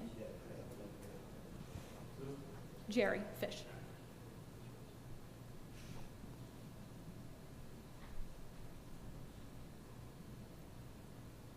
I am feeling marginalized right now because I am totally unaware of all of these terms except those of 50 years ago. I had a brother who had a significant other who was male. I was in the middle of my parents and my brother and his significant other. I know very well how it feels, but none of these terms came up, nor would I have thought anyone to walk up to my brother and ask him, are you gay? Or are you queer? So I'm feeling marginalized by not wanting, I just want to be human. It's just like when we fill out a prescription or a form and they want to know our ethnicity and then they want to know our race. And I put human race. Because I'm aggravated by that term. We are of the human race. So I'm not sure where I'm going to encounter this. If I'm told by them that they want to be treated in a certain way, fine. We have friends who have married couples. We have been at weddings that have been same-gender weddings. Not a problem anywhere. So I'm very confused. Okay. Thank you. I'm so glad that you brought that up and you named that feeling, because that's really important. So, and I'm sure you're not the only one in this room feeling that way. I'm gonna repeat what Jerry said for those who didn't hear. Jerry said that she's feeling marginalized because I'm gonna say it, and you tell me if I've gotten anything wrong. She has been welcoming and open and has attended weddings of same-sex couples, and I think you said your brother was in a same-sex or is in a same-sex relationship. What's that? And the feeling of we have all of these different sort of identities and pieces, but perhaps we can all just be human. We can all just be in the human race. And I think I'm gonna respond to that by saying, if everyone felt that way, we wouldn't need all of this. But we're in a world, not just Northern Hills, but I mean America for sure, where people don't feel like they're part of a human race, but that, you know, you're over there and I'm over here, and that especially people who are growing up in the Gen Z generation feel empowered to say, you, whoever you are, have treated us as not human, and therefore we are now powerful enough to really define who we are. If we're not going to be human, let's redefine what it means to be human, perhaps. Okay, so now Yeah. Okay. I'm of grandma age. Okay. I'm of grandma age, she says. Yeah. I am not in that circle of what is happening, and now I understand why. Gotcha. It is much more important to others than it is to me. I'm not sure what they have, but Yeah. I'm going to repeat that because that was really important. And it really comes back to Rabbi Farrow's sermon from this morning and yesterday, which is this might not be something that is on our radar, but it is at the forefront of the Gen Z population. It is right there always. This is something that it's talked about all the time among peer groups. I mean, there's, if you're familiar with Ish is all about the queer community, and they are growing among the Gen Z population very, very fast. Gen Z. Okay, here's another definition that I wasn't aware that we didn't know. Gen Z is like the generation after mine. Yeah. I'm millennial. Yeah. Gen Z is the generation that's after mine. So they are like high school, early college. Come on, you're talking to people in the Gen silent X, generation. Gen X is my Gen X is the generation above me. Gen X, millennial, Gen Z. Gen Y, I guess they were Gen Y.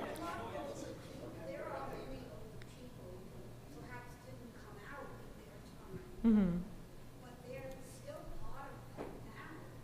It's not just people who are recent arrivals on the planet.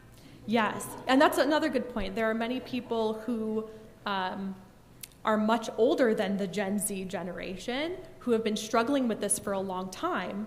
And so it's not just Gen Z, but I think, and I'm not going to say but, and if we want to be a place that's welcoming to young people and attracting young people, we have to be familiar with these words, open to these words, and open to using them. David, did you have something to say too?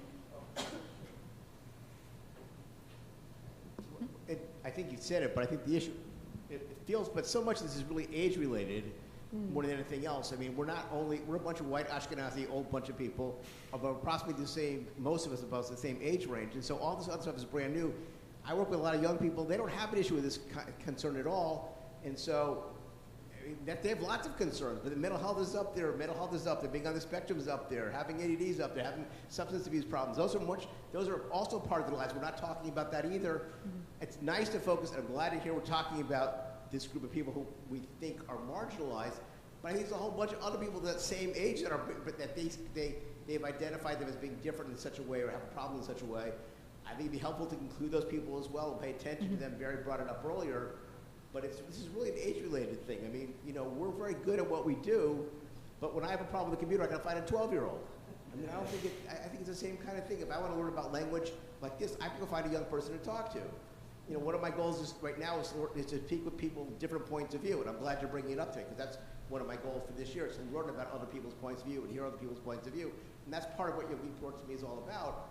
And I'm glad we're talking about it, but I also see part of it just seems like an age thing, too. Right, so David said, for those who didn't hear, that this is, partly this is an age thing, right, as we've been talking about. And in addition to sort of language around identity, it's also issues with mental illness or mental health. And all of those things, am I saying this right, kind of come in with this particular generation. And then, so Katrina, and then Marv in the back, and then Jeff, and then Rabbi Fair. Yeah, keep in mind, I mean, learning all this stuff is a lifelong process, or I think of how I feel like I'm a world traveler, and it's nice to go into one culture, immerse myself, learn some of the language, the tools, and move on and expand my horizons. I think it's not only learning more about the queer community, but just learning a little bit about everyone, and as you go, you get better. Or it's like children looking at all the things that you can do. Like, it takes time to get there. I mean, you have to just take it one bite at a time. But yeah, if you looked at yourself like where you were 20 years ago and now, you would be shocked just how far you've come. Yeah, thank you. Little by little.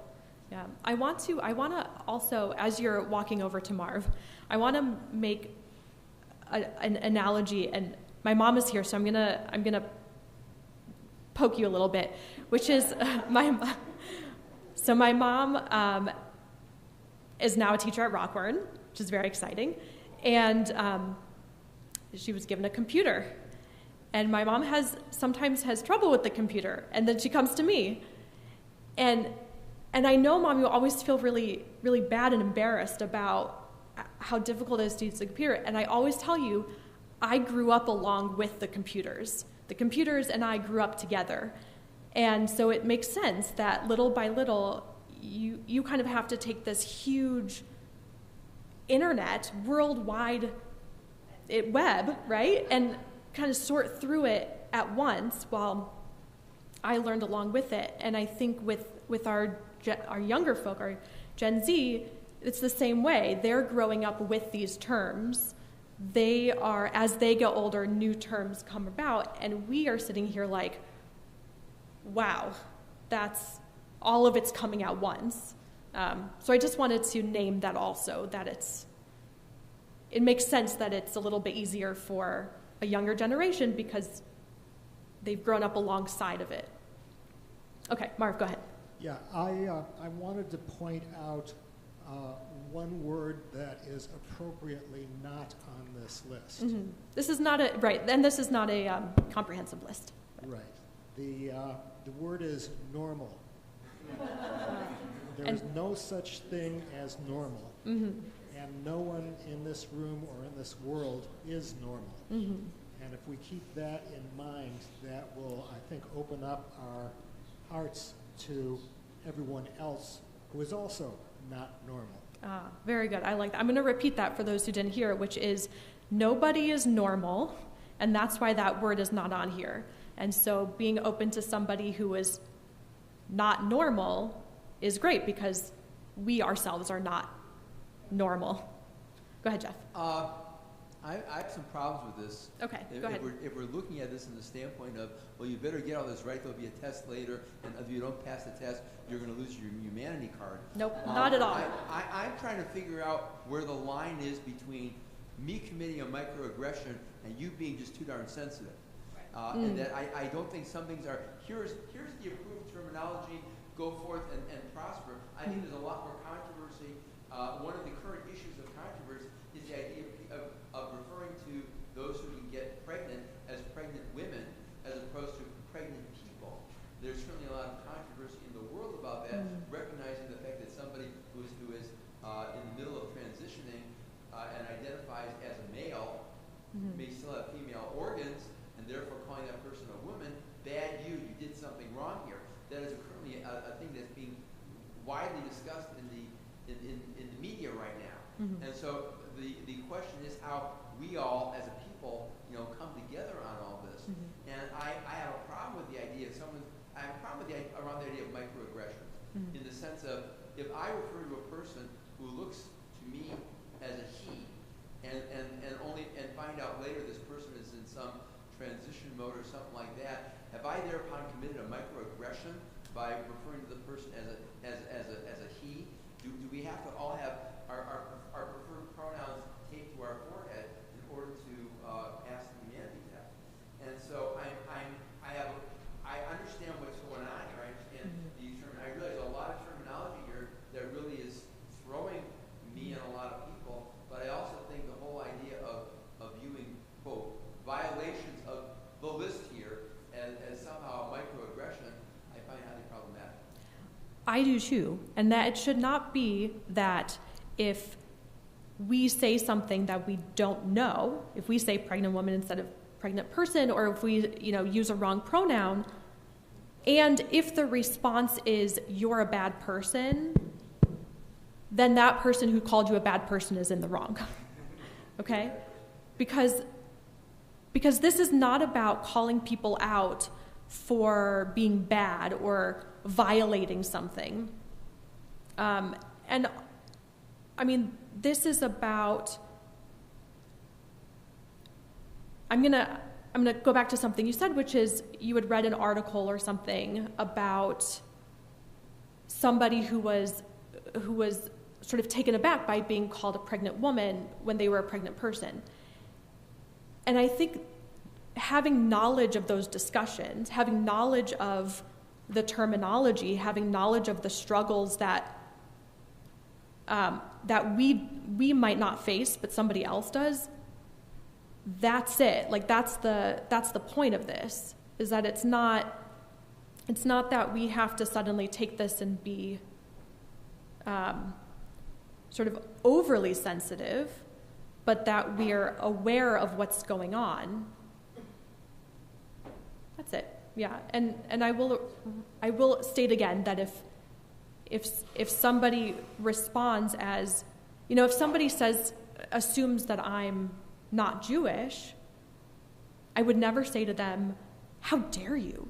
Like, you're a bad person for assuming my religion. Like, that's not how we create an open and a warm community. We create an open community with, here's a word that is connected to community, communication, right? We have to be gentle with everyone who is part of this conversation. Okay, Rabbi Pharaoh, and then Joe, I think, nope, and then Oded. One thing I was struck by this, I guess, when Jerry was talking, and also I think as well by Jeff, is I think it's important for us to be able to say simply, we're not going to know it all, and there's stuff that we don't know. Mm-hmm. And once we say, oh, there are things that I don't know, it makes it so much easier, at least for me, so much easier for me to be compassionate with other people and also with myself, so that I don't go into those things feeling like I'm being persecuted or feeling like there's a test. Just say, yeah, there are things that I don't know, and I'm doing my best.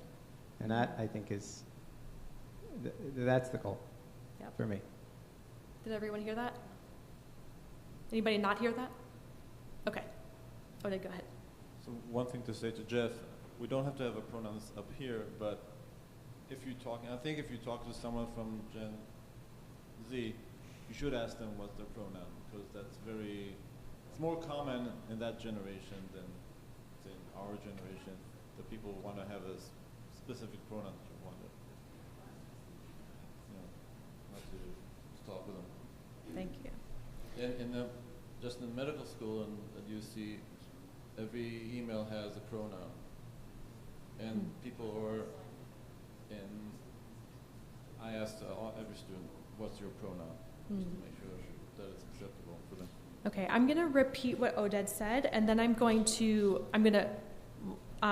will come to you, and then we're going to move on to the next thing. So did anybody not hear what Oded said?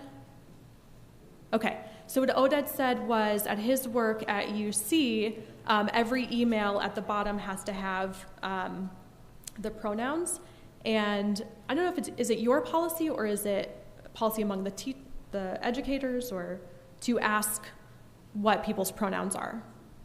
After I had a group that called itself a gay group, I just asked everybody the pronouns. Gotcha. Okay, go ahead, Elaine. I think it's more common in certain fields, because our daughter, who has not been a student for many, many years, is a student again, and the first thing that she had to do on any of the forms was to fill out what pronouns she wanted used. Mm-hmm. So I think in academia, it's very common. I don't know that it's as common in other areas, and it's almost like if you're working in a situation or you're in a community where that is common, then that's the norm and you should respect it. Otherwise, evidently, it might not be an issue for that group of people.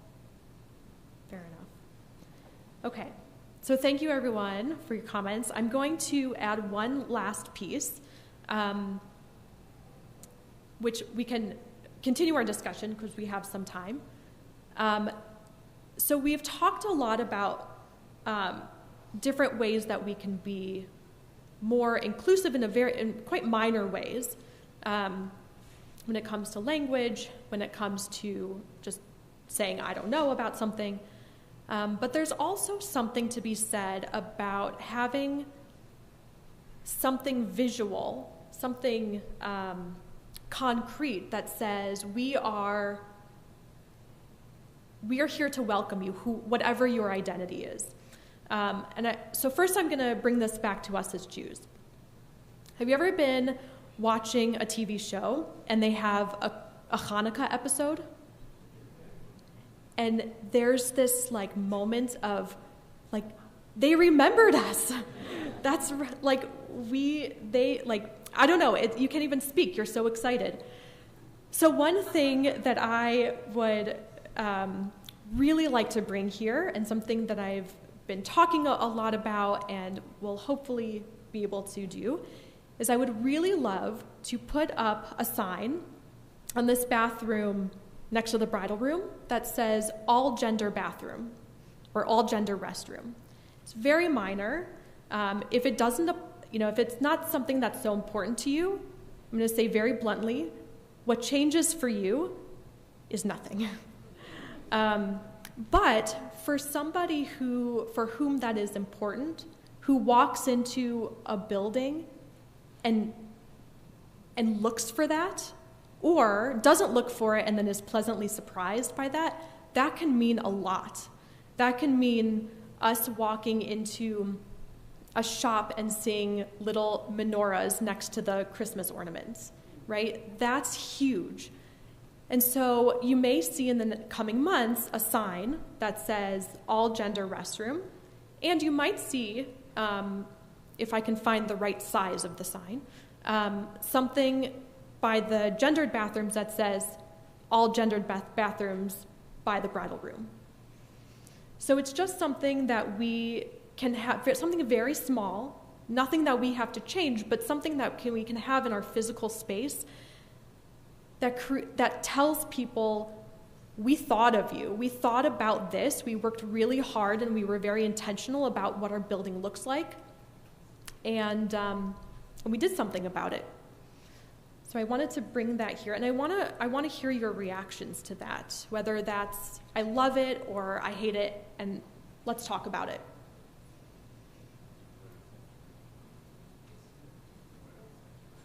I think it's a wonderful idea.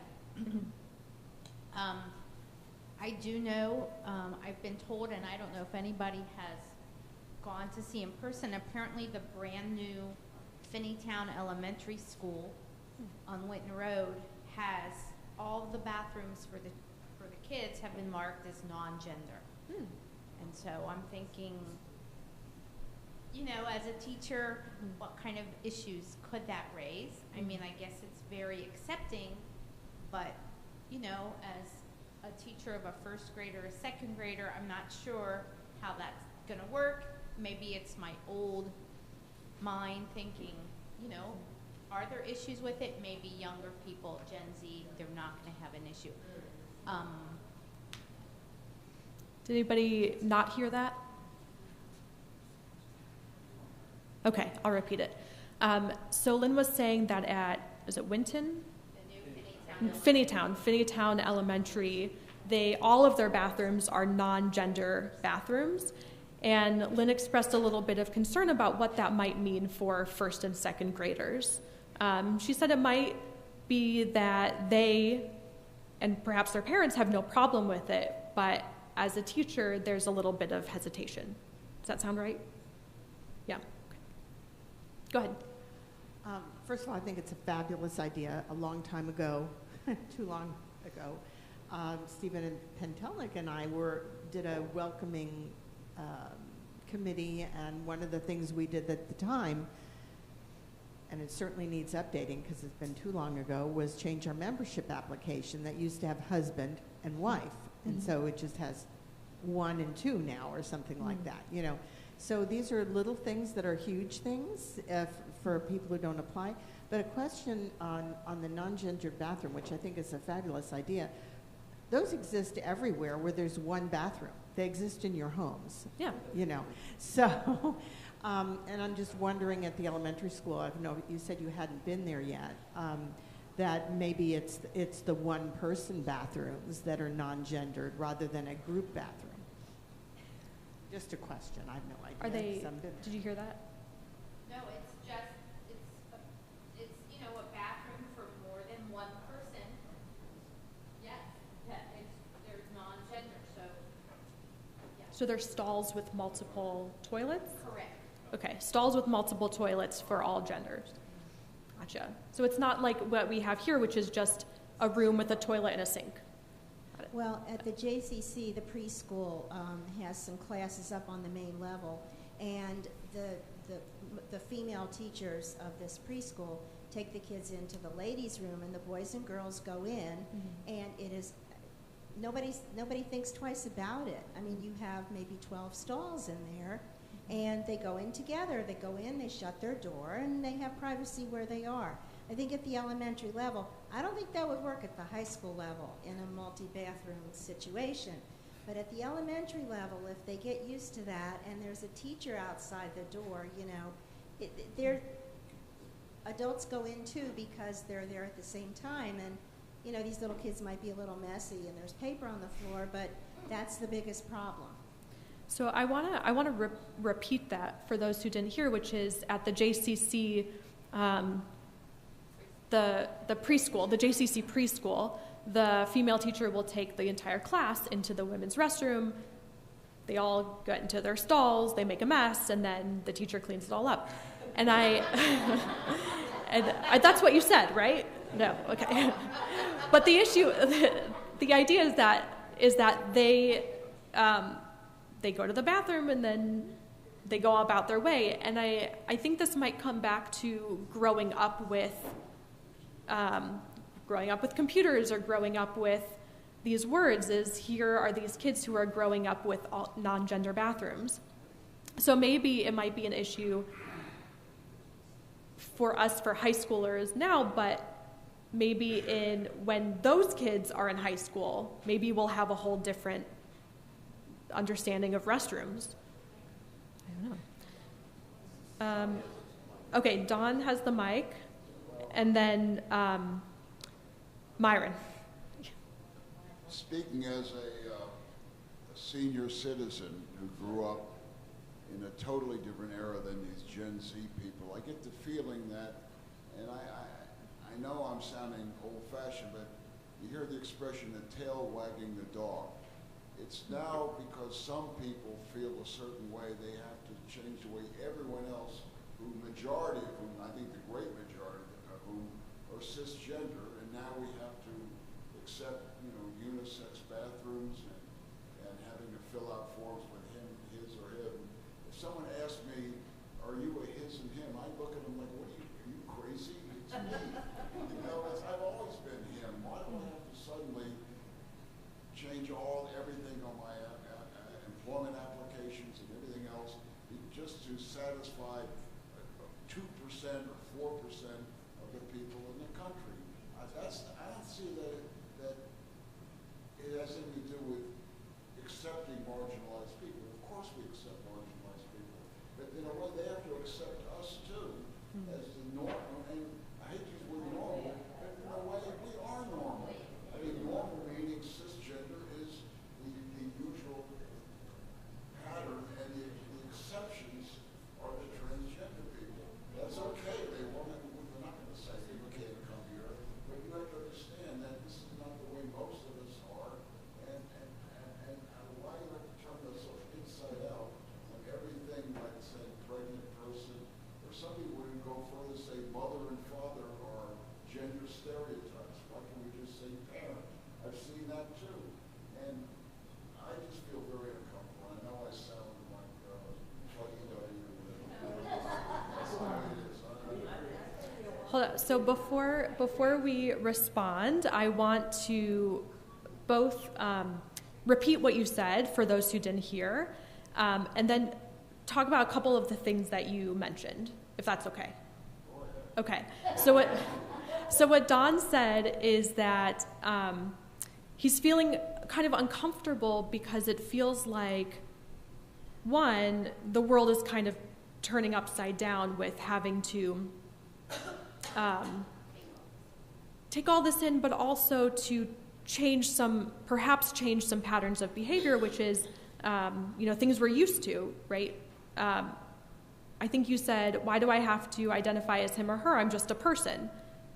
And I think that might be the point, which is, and I'll say this again, if we all viewed everyone as people, then perhaps we wouldn't have this problem. But there are a lot of people in America who don't feel that way. And that's where a lot of this is coming from. Hold on one second.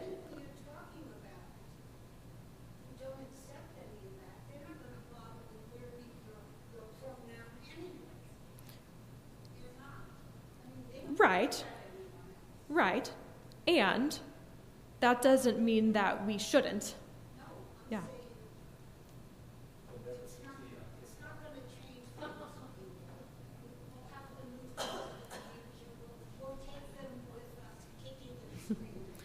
Yes, but I want to point out one more thing, Don, that you mentioned, which is, as you were talking, you said things like cisgender, and labeling your pronouns. And I don't know what you came into this space with, if you knew what cisgender was. Did you? Recently. And to be able to use the term cisgender really without even thinking about it is also my point, is that if we can get really comfortable using terms, it doesn't actually do anything to us, right? Does that make sense? It's a very small thing that we can do to, let me also say, Judaism is 2%, 0.5% of America, 2% of America, 0.5% of the world.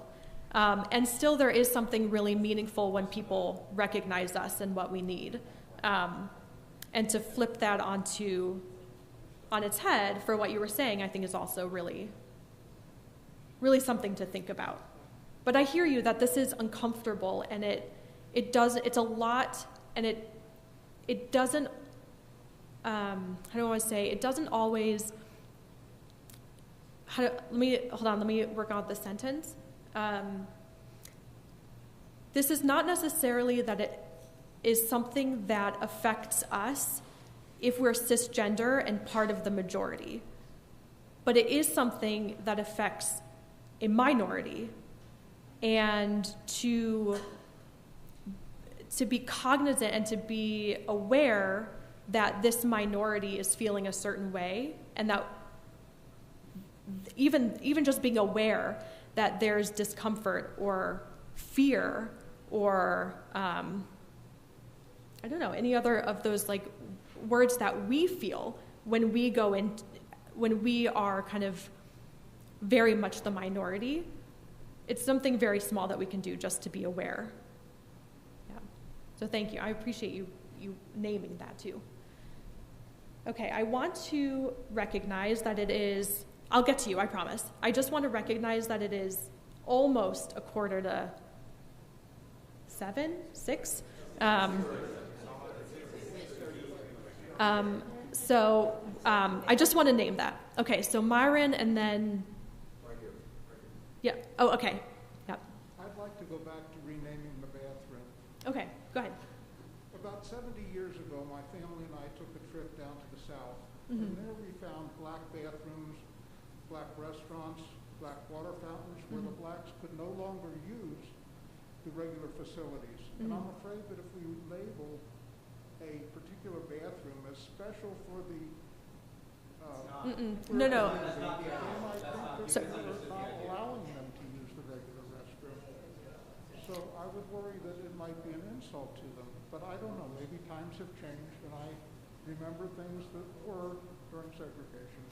So I think you've named something really important, and I'm glad that you brought it up so we can kind of clear up some things. What Myron said was there's a concern about having a bathroom that's specifically for the queer community, and that's not what we're doing. So this would be all gender. So that means regardless of if you identify as cisgender, if you identify as non-binary, really it means person bathroom is really what it means. So we have a women's bathroom, we have a men's bathroom, and then we have the anyone bathroom. So it's actually the opposite of what you're saying. It is, yeah.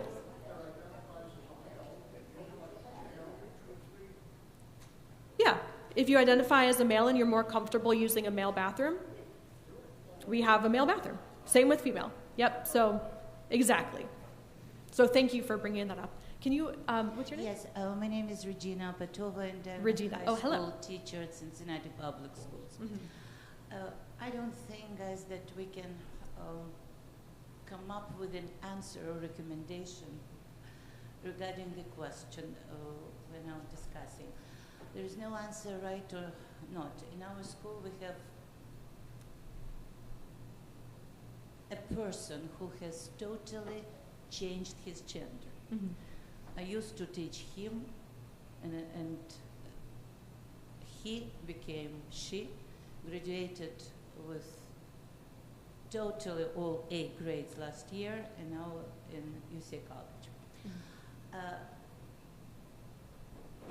It's about, still, to my mind, a level of awareness, learning, and acceptance. We might not like it, we may not feel comfortable, but just to open the door, like I heard, let him come or let her come, I don't think it's enough. Our grandchildren are going to live in a totally different world where they will be watching, witnessing, and transgenders, and mother, and father's parents, and at school. And again, I'm not the one who will say it's right or wrong, but it would be a norm very, very soon. Yeah. So did anybody not hear that? Okay, so I'm going to repeat that. So what Regina said was that at the school she teaches at, this is the norm, having all gender bathrooms, or even just talking about this. And I'm going to say our, because that's who the majority of the population is. Our grandchildren will, this is their world that they're growing up in, and this is the world that will become members of our synagogues in the next generation. And so beginning the conversation now and being open to these words is how we're going to be able to welcome them into their own world, really. Okay, so I see 3. Yeah. Okay. Yeah, I'm gonna, is there, okay, I definitely see the 3 of you. I see you. But I want to see, since we're limited on time, if there's anybody who hasn't spoken who would like to speak. Okay, so 3 comments. We'll go from the front to the back. So Jeff, and then George, and then Joe. Wow, Jeff, Joe, Joe. Jeff, Joe, Joe. 2 things. First of all, in the context, I think it's important to convey accurately whatever you're conveying. Okay. And so, if we're talking about a single-use, private-use bathroom, which we already have, which is what we're talking about here. I mean, I can see people when if you're talking about a quote a mixed-gender bathroom, whatever term you're using, the impression I would draw from the use of that terminology was that it was a bathroom where multiple people could go in. That it was not a single-use bathroom. That's the impression I would draw from that terminology. And so I think if you're talking about a private use, single-use bathroom, any labeling I put up would be that it's a single-use bathroom. Because I can see how someone who may consider themselves male, they consider themselves female, would not feel comfortable going into a bathroom that they thought was going to be a multiple people bathroom, and that could be either one in there. So if we were talking about one that had multiple availability in it, I can definitely say general neutral. I have no problem with that in that context. But if we're talking about a single-use bathroom, which are by definition, I have 3 single-use bathrooms in my private use, gender bathroom in my home. I think you should call them private use rather than all gender. Gender, whatever. That's one point I want to make. Okay. But the second point I want to make has to do with how this all can backfire in terms of what's going on in the world right now. Okay.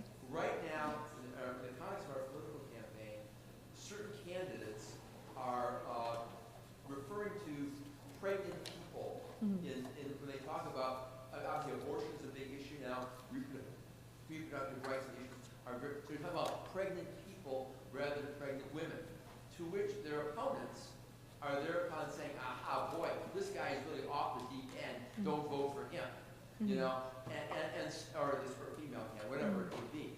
And so the terminology there, one thing is it's cannon fodder for certain candidates and how they talk about all this, and very problematic that way, number one. Number 2, it diminishes women. You know, when we talk about pregnant people rather than pregnant women, you are taking women out of the conversation. I mean, men and women are not exactly alike in every way, shape, and form. Men have issues, women have issues. The issues regarding reproduction are issues that primarily do impact what we call women. And so I'm concerned in terms of some of these terminology things, in terms of the bending all over backwards to please a certain group, has other negative consequences that are not being considered. And I'm concerned, one of what I call the political angle I mentioned a moment ago.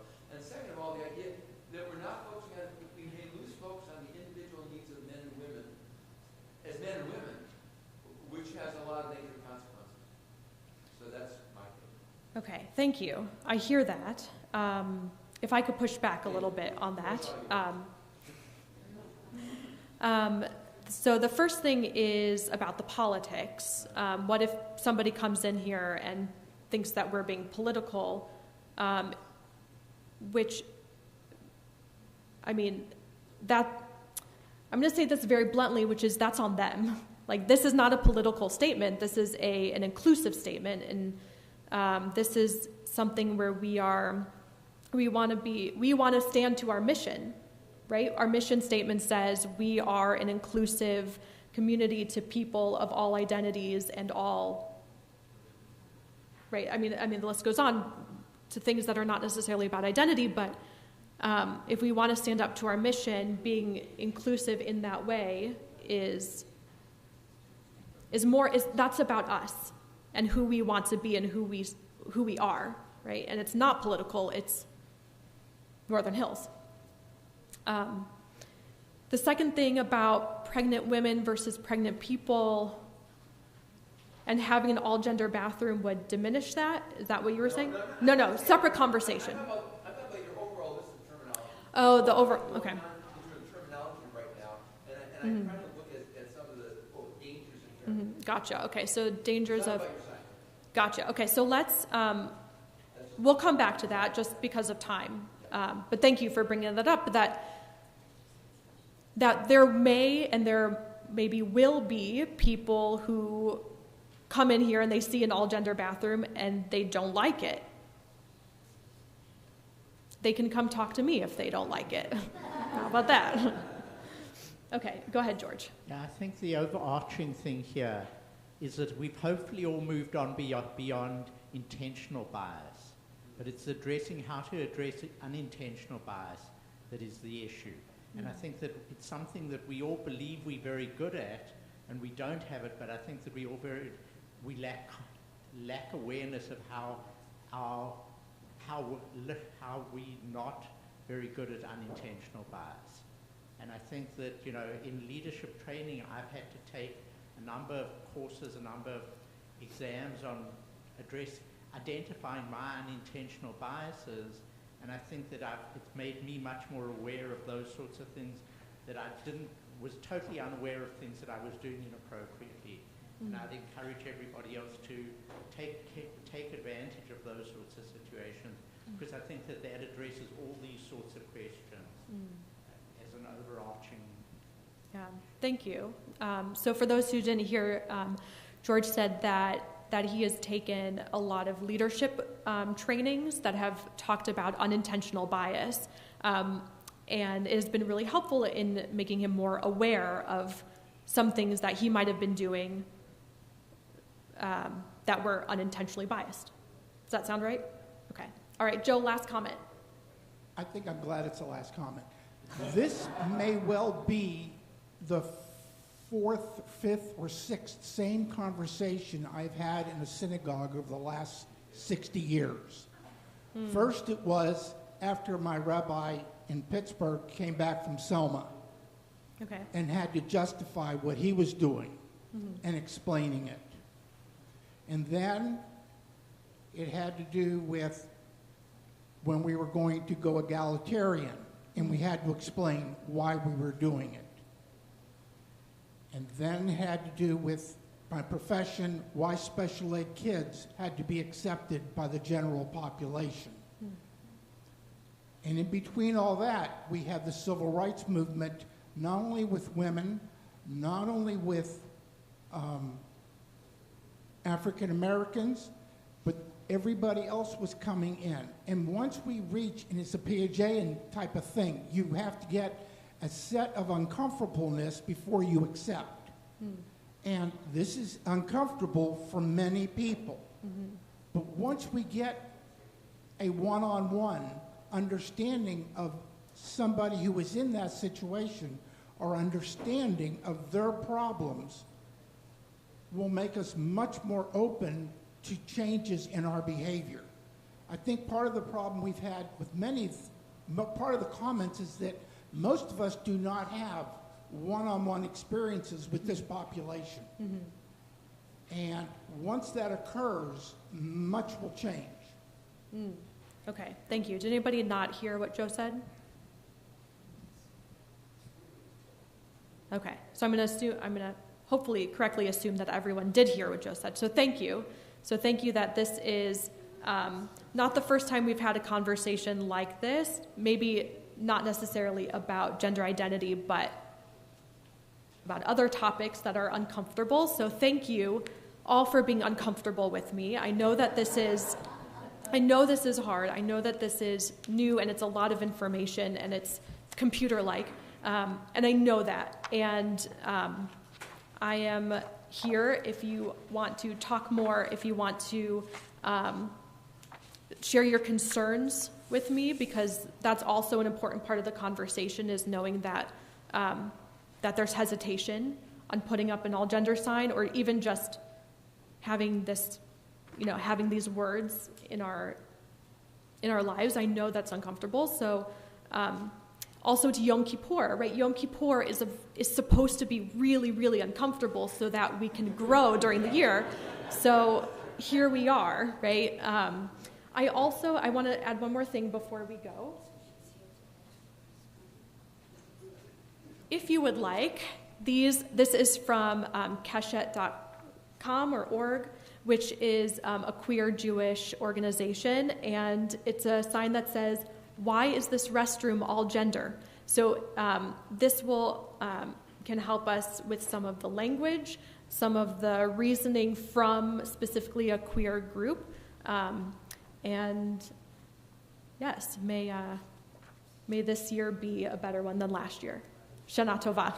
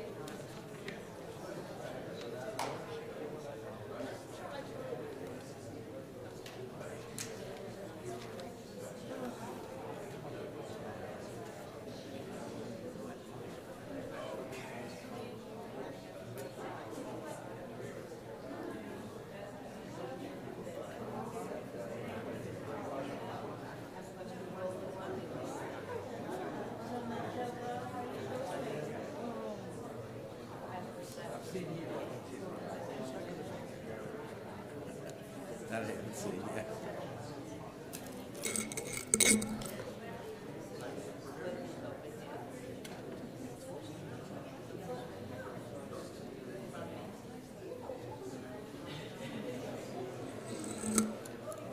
What? I've got the one that has the marks in it. What I'm supposed to do for the service. Thank you. No. My book's wrong. Yeah, no, that's why I got that. My focus. That'll really screw me up.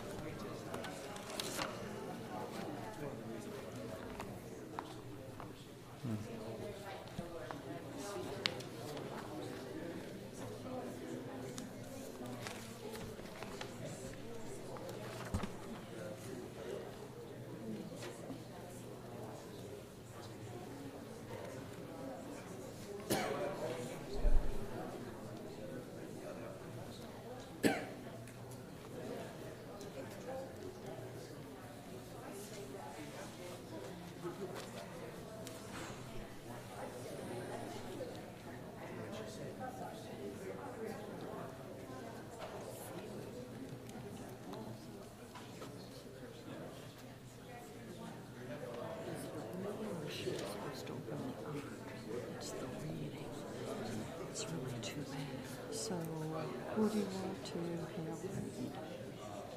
Want to have one of our guests read? I know that the couple over on the right, their names are Karen and Leonard. They were going to parade of the temple show. And then they come back for the hurricane. Okay. Is there someone among the regulars? Is Anna doing that? Do you know? I don't know that. Okay.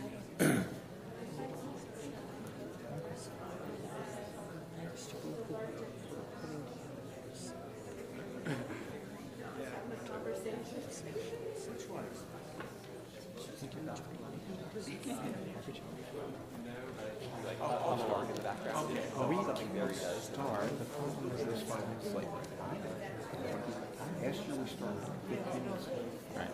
Yeah, we just like come in. We don't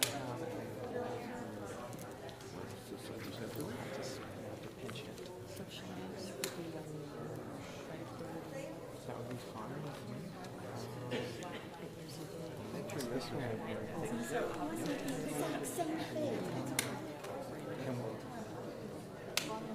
oh, yeah? You can apologize if it's not on. That's in there, and I'll take it.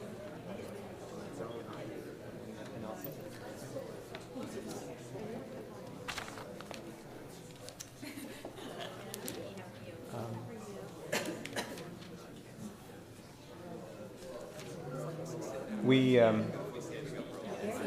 We begin on page 392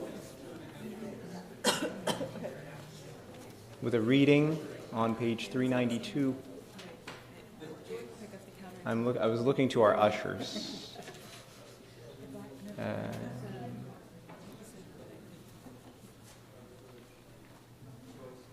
Yeah.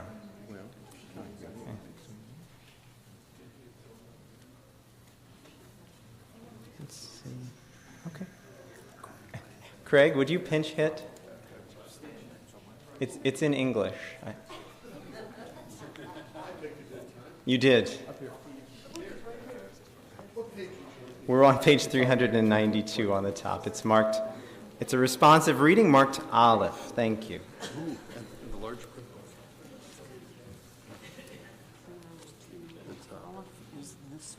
I'm going to do English. If you were to keep an account of our sins, who could survive? Who would be vindicated at the end of the day?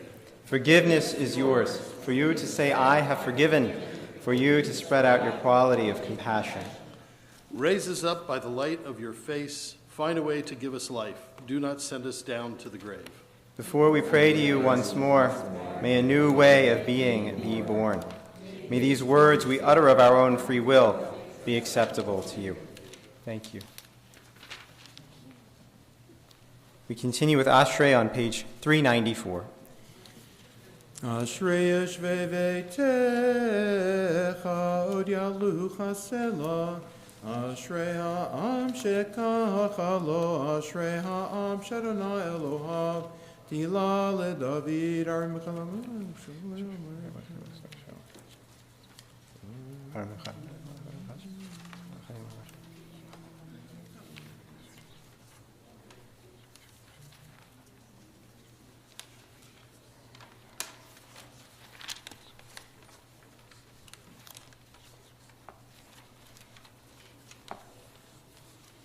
Tilad Adonai yedaber pi vivareko basar shem kacho le'olam va'ed v'anachnu nevarech ya me'atav yad olam hallelujah uvalet Zion goel u'shvei feshev Yaakov nu Adonai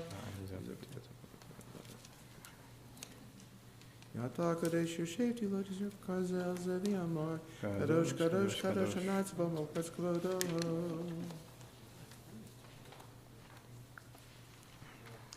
Vates Ani Rak Veshma Achrai Kol Rash Gadol Baruch V'Adonai Mimkomo Naim Lok Le'olam Ba'ed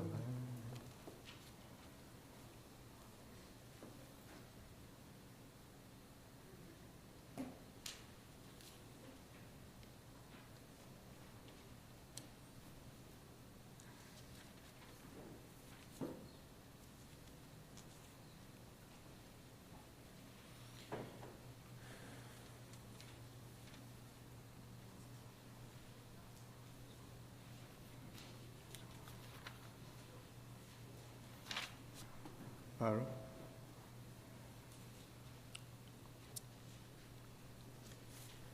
יפתחו בך יודעי שמך, כי לא עזבת דורשך אדוני. אדוני חפץ למען צדקו, יגדיל תורה וידיר. Please rise. יקדש, יקדש, שמי רבה. Yalama devrachirute, yamlich malchute, mechayechod, uv'yamechod, uv'chayechod beit Yisrael, magalav zman karib, v'imru, amen. Yesh me rabba mivorach, Le'olam u'le'olmei al-mayah Yitbarak v'yishtabach Yitba'ar v'd'rama v'naseh V'yithadar v'yithalev v'yithalah Shemei d'kudisha b'richu Le'elah, le'elah Mikol b'rchata v'shirata Tushbechata v'nechemata Dami Rabbi Alma v'imru. Amen. We continue on page 398 with a silent Amidah. When you've concluded your own prayers, whether they're the prayers on the page or the prayers of your own heart, you may be seated.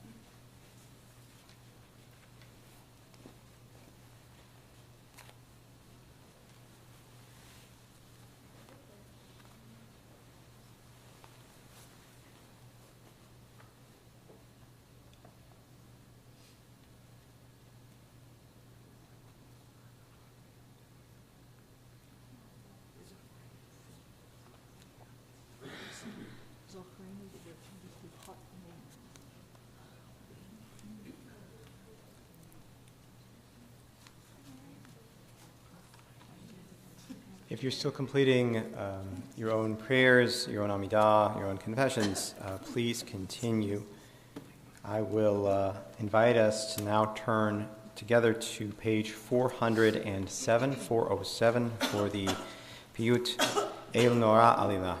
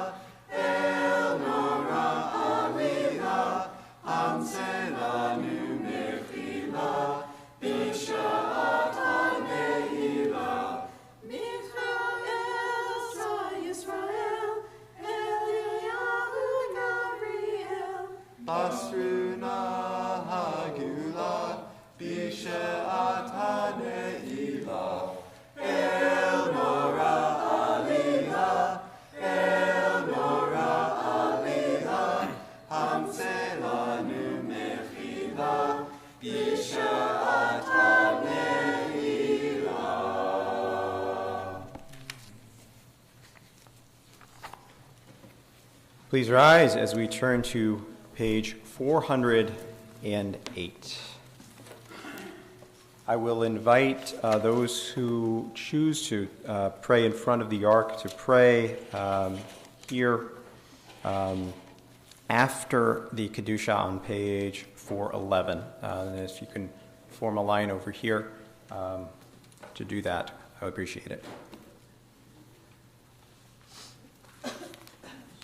Baruch atah Adonai Eloheinu v'Elohei Avotenu Elohei Avraham Elohei Yitzhak v'Elohei Yaakov Elohei Sarah Elohei Rivka Elohei Rachel v'Elohei Leah Ha'el Hagadol Hagibor v'Hanora El Elyon Gomel Chasadim Tovim V'Konei Yaakov V'Zocher Chasdei Avot Umevi Goel of Nevenehem L'man Shemo B'Yahava Misod Hachamim Ervonim Umilem et ha'at mevinim Evtechafi b'tfilav u'v'tachanunim Lechalot u'lechanein B'nei melech malei rachamim Mochav v'soleach lavonim Zoreinu l'chaim Melech ha'afetz v'chaim Ve'adneinu b'sefer ha'chaim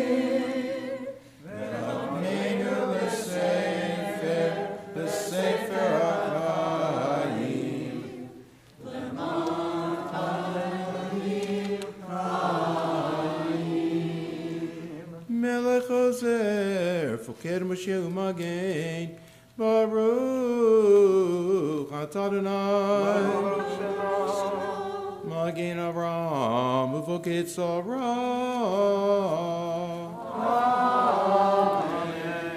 Atah Gibor, Lelam Adonai, Mechayim iti mata Rav Loshia.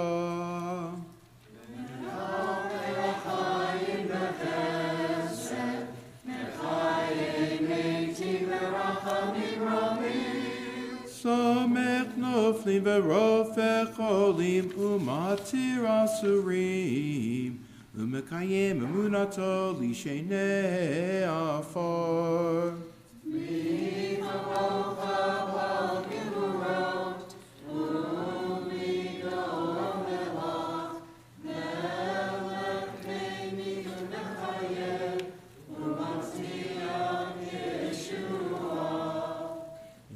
V'arakamim zocher Yisrael l'chaim brachamim v'ne'eman atah lachet meitim Baruch atah Adonai Mechayeh ha'meitim Yimloch Adonai le'olam ha'etzion l'dor v'ador hallelujah Yatah kadosh your safety lot Yisrael elnah Shemana slakna hayom avor kifanayom na'lechano rav ayom kadosh uvechein l'chauta lekedusha ki ata Eloheinu melech mocha v'soleach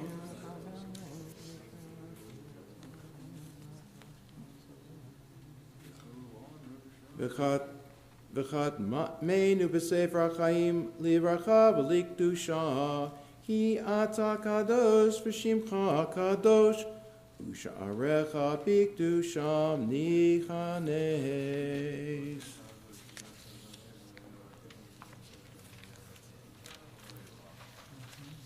U'bahem ta'arat v'tukdash gesod zi'exor fe'kodesh Amakshim Shimcha Bakodesh, Kakatu Vayad Neviecha, Vakarzel Zevi Amor.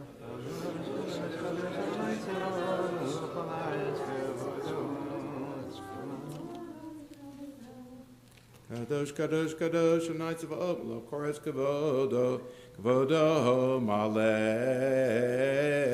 Olam, Nisharet Tav Sholim Zelazeh, Aye, Makom Kavodo, Liu Matam Baruch Yomeru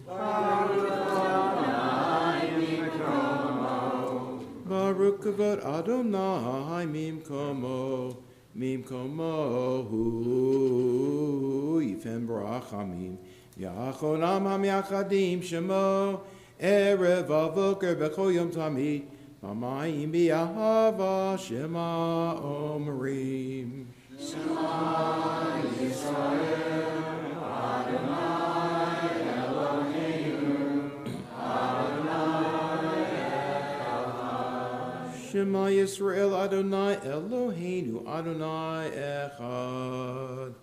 Chad Hu Eloheinu, Hu Avinu Malkeinu Hu Moshienu, Vehu Yashmienu Berachamav Shenit Leinei Kol Chai. Liot lachem le'Elohim. Ani Adonai Elohechem. Adir Adireinu. Adonai Adoneinu. Ma'adir Shemcha b'kol ha'aretz. Vaya Adonai l'melech ha'kol ha'aretz. Vayom hahu yeh Adonai echad. U'shemo echad. U'v'divrei kodshecha katuv le'mor. Yimloch Adonai le'olam, Elohim Zion, Ledor v'ador, Hallelujah. Yimloch Adonai le'olam, Elatzion Ledor v'ador, Hallelujah.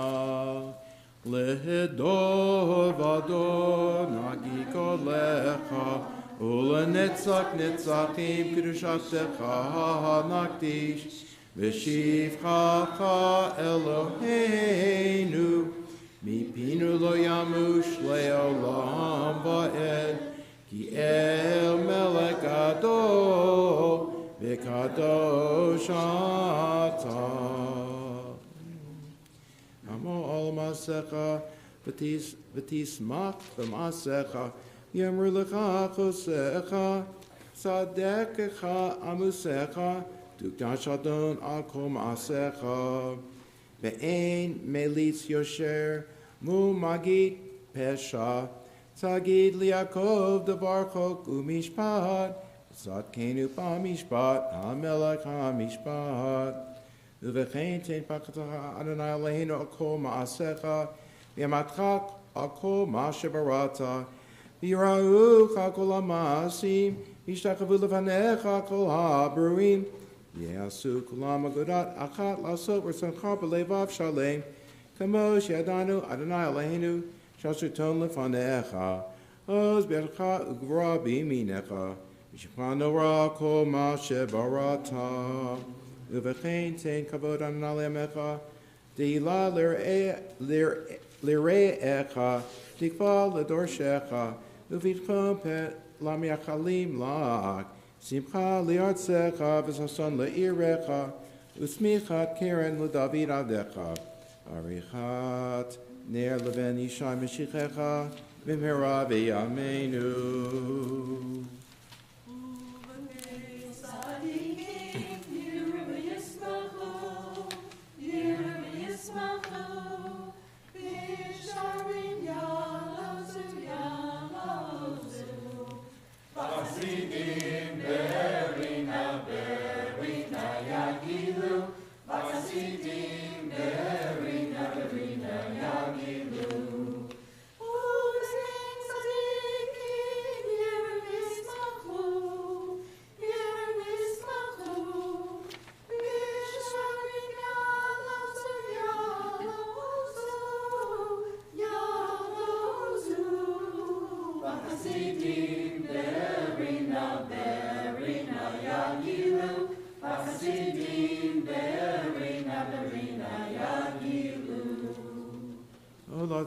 Tikpat bia v'kol risha kulan kashan tikle ki ta'avir memshalat zadon min ha'aretz v'timlo Adonai levadecha akol ma'asecha b'aretz yom mishkan kavodecha v'Yerushalayim yirkochecha kakatuv v'divrei kochecha yimloch Adonai le'elam el ha'tzion l'dor v'ador hallelujah kadosh ata v'nor shemecha v'ein Eloah mibeladecha kakatuv v'egbad Adonai tzavot ba'mishpat V'el hakadosh nikdash b'tzedakah, Baruch atah Adonai, Baruch hu Baruch shemo, HaMelech hakadosh. Amen. We continue in the middle of page 413, and just a reminder, you may come up at this time to pray in front of the open ark, if that's something you are accustomed to doing or interested in doing. You have chosen us among all peoples, loving us, wanting us. You have distinguished us among all nations, making us holy through your commandments, drawing us close to your service, and calling us by your great and holy name. With love you have bestowed upon us, Adonai our God, this Yom Kippur for pardon, forgiveness, and atonement, that all our sins be forgiven, a sacred time, recalling the Exodus from Egypt. Our God and God of our ancestors, may the thought of us rise up and reach you. Attend to us and accept us. Hear us and respond to us. Keep us in mind and keep in mind the thought of our ancestors, as well as the Messiah, the descendant of David, Jerusalem, your holy city, and all your people, the house of Israel. On this Yom Kippur, respond to us with deliverance, goodness, compassion, love, life, and peace. Remember us for good. Amen. Amen. Respond to us with blessing. Amen. Redeem us with life. Amen. Show us compassion and care with words of salvation and kindness. Have mercy on us and redeem us. Our eyes are turned to you, for you are a compassionate and loving sovereign. Page 414. Tak lanu sha'ar be'et ne'ilat sha'ar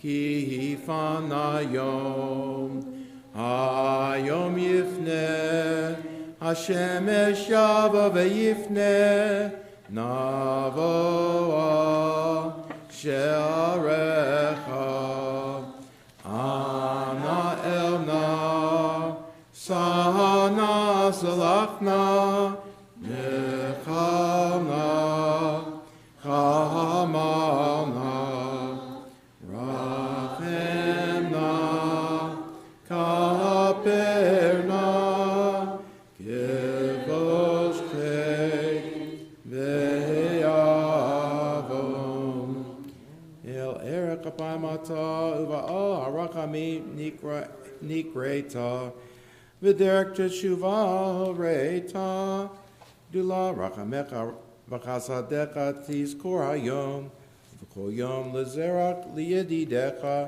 Sefen elenu brachamecha yatahu ba'al harachamim v'tachanu uvitfila panecha nikadem kodata le'anan mikedem mecharon apashuv kamo b'toratecha katuv uvetzeh kanafecha nechese v'nit lonan yom v'yered Adonai be'anan Tavor al pesha v'tim he asham ki yom v'yit yatsev imosham tasivu shavatenu v'takshiv menu ma'amar ki yom v'yikra b'shem Adonai Yavor Adonai al panav v'yikra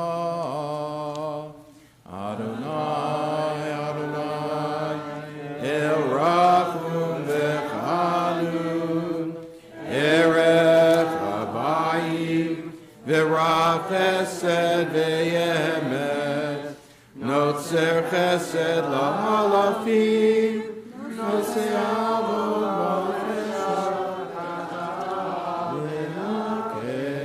V'Salakta Labonenu L'Chatatenu U'Nechaltanu Zlak lanu v'nikid chatanu m'chalanu malkenu kipashanu Kiata Adonai tovus halach v'rav chesed lechol korecha Kerachem av albanim kein terachem Adonai aleinu Adonai hayeshua alamcha v'chatecha sela Adonai tzavot imanu miskav lanu Elohei Yaakov sela Adonai tzavot ashrei adam boteach bach Adonai Hoshia Melkeinu V'yom Karenu Zlachna Lavon Ha'am Hazeh Kegodel Chastecha V'chasher Nasata L'Am Hazeh Mimitzrayim L'ad Chema V'shem Ne'emar V'yomer Adonai Salakti Kidvarecha V'yomer Adonai Salakti Kidvarecha V'yomer Adonai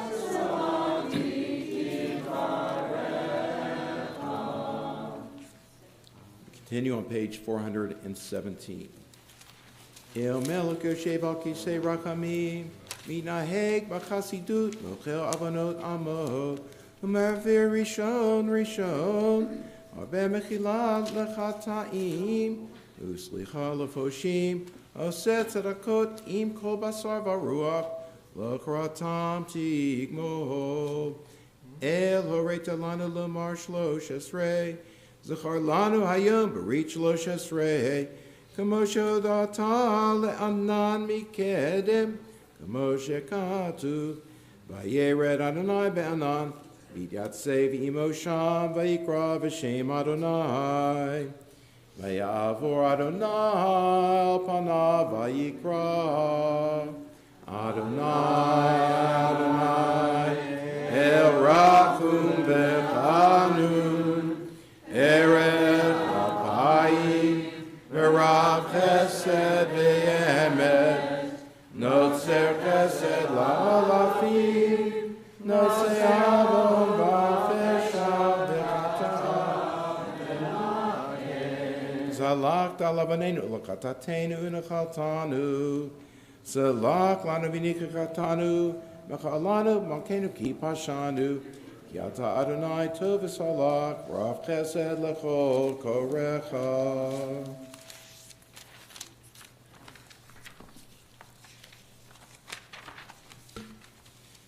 And we continue on page 419. Page 419. El melker sheva kisei rachamim. Minaheg b'chasidut mochel avanot amo ma'avir rishon marbe mechila lechata'im uslicha lefoshim oseh tzedakot im kol basar v'aruach kol chratam tigmoho el orei talanu lamar shlosh esrei zachar lanu mahayom barit shlosh esrei kamo shadata le'anan mikedem Kamo shekatuv, vayir Adonai be'anan, v'yatzei v'mosham, v'yikra v'shem Adonai. V'yavor Adonai panav v'yikra. Adonai, Adonai, el rachum v'chanun, erech ha'payim, v'rav chesed v'emet, Notzer chesed la'alafim, Notzer on la'fesha v'chata'a v'nakeh, V'salach ta'lavanenu ulakatatenu unachaltanu, Salach lana avinu kichatanu, V'chalanu malkenu kipashanu, Ki ata Adonai tov v'salach rav chesed l'chol korecha.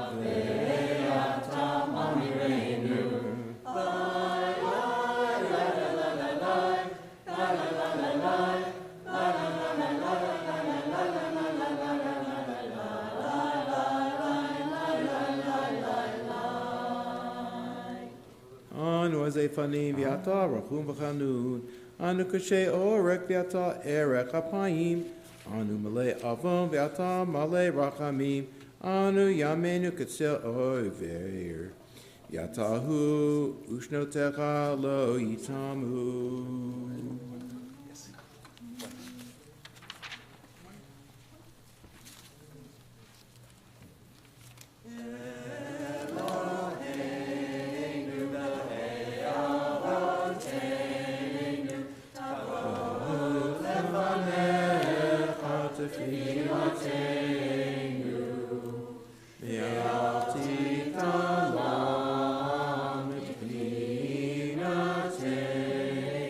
Share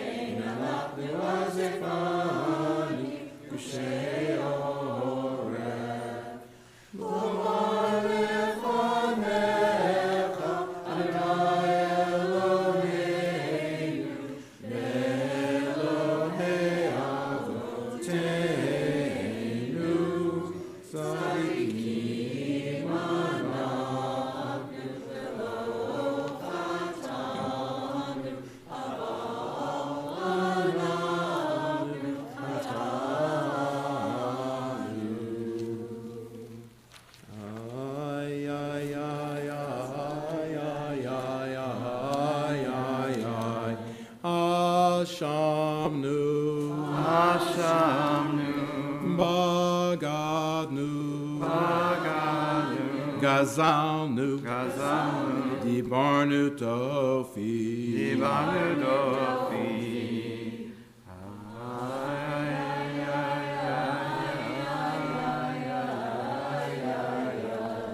Hevinu, Vehirshanu, Zadnu, Hamasnu, Tafanu Sheker,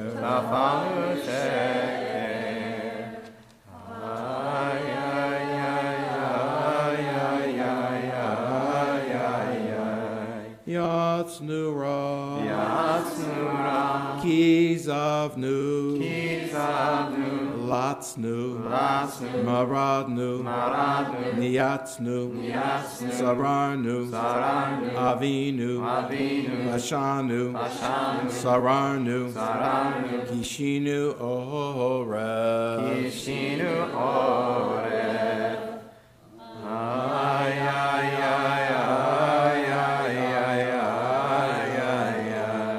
Rashanu, Shichatnu, Tiavnu, Tainu, Titanu, Sarni Mitzvotecha Mishpatecha Atovim Velo Shavalanu Atat Tzadik Al Kol Haba Aleinu Ki Emen Asita Vanaknu Hirshanu Manu Mar Lefanecha Yoshev Marom Ma Nisaper Lefanecha Shochein Shechakim Halo Kohanis Tarot V'Niglot Ata Yodeyar Ata Noten Yad Lefoshim V'mincha Peshuta Lekabel Shavim Vatlamdeinu Adonai Leinu V'hit Vadot Lefanecha Ako Avanotenu Lama Nechta Me'ashek Yadenu Ukaplenu Bitshuva Shlema Lefanecha Ki Ishim Ukni Chotichim Leman Devarecha Asher Amartya Ein Kes Isha Chovotenu V'hen Mispar Lincho Chay Ashmotenu Yatar Yodea Shacharitenu Rima V'tolea Lefichak Yerbeita Slichatenu Ma anu mechayenu mechastenu ma sekenu ma yishenu ma chochenu ma gevuratenu ma nomar lefanecha Adonai Eloheinu v'Elahei avotenu alo kol hagiborim ka'ayin lefanecha v'anshe Hashem kolo hayu v'chachamim kivli mada u'bonim kivli haskel ki rov masehem tohu v'imei chayehem chevel lefanecha u'matar adam min habehema ayin ki hakol havel ata hidato anosh mirosh v'taki rehu leman lefanecha ki mi yomar lecha ma tifo imitzdak ma yiten lach V'atitin lanu Adonai Eloheinu b'yava et yom ha'kippurim hazeh kitzu mechila uslicha al kol avanotenu lama nechta me'oshek yadeinu v'nashuv elecha la'asot chukei ratzoncha b'levav shalem v'yata b'rachamim harabim rachem aleinu ki lo tachpot b'chashchata olam shene'emar dirshu Adonai v'yimatzo Ra'uhu ki yom karov v'ne'emar ya'azov rashad darko v'ish aven machshavotav yashav el Adonai v'irachamehu Eloheinu ki arbe lisloah. English. For you instructed your prophet Ezekiel, say to them, as I live, declares our Lord Adonai, I do not desire the death of the evildoers, but that they return from their paths and live. Turn back from your evil paths that you may not die, house of Israel. Is it my desire that the evildoer die? Declares the Lord Adonai. Is it not that they turn from their ways and live? It is not my desire that the wicked shall die, but that the wicked turn from their evil ways and live. For you forgive Israel and pardon the tribes of Jeshurun in every generation. Beside you we have no sovereign who pardons and forgives. Eloheinu v'lei avotenu mechal avonotenu bayom hakipurim hazeh mechel haver pashaenu chatotenu mineged einenu ka'amor Anochi hu moche b'sha'echa lema'ani chatotenu lo eskor v'ne'emar machiti ka'af b'sha'echa v'chana chatotecha Shuva elai ki ga'alticha v'ne'emar ki vayom hazeh yechaper alehem l'taher etchem mikol chatotechem lifnei Adonai titaru Eloheinu v'elei avotenu kadashenu b'mitzvotecha v'tein chalkenu b'toratecha tzabenu mitivecha v'samchenu b'shuvatecha v'tayar libeinu l'v'necha b'emet yata Sachan l'Yisrael, v'machalat l'shivtei Yeshurun, v'chol dor v'ador, v'yavaladecha ein lanu melech mochel v'soleach ela ata, Baruch atah Adonai, Baruch Shema, melech mochel v'soleach, lavanotenu lavanot amo beit Yisrael, u'ma'avir ashmotenu b'chol shana b'shana, Melech HaKol Haaretz, Mekadesh Yisrael. Melech HaKol Haaretz, Mekadesh Yisrael. Melech HaKol Haaretz, Mekadesh Yisrael. Melech HaKol Haaretz, Mekadesh Yisrael. Melech HaKol Haaretz, Mekadesh Yisrael, B'yom HaKippurim. Amen.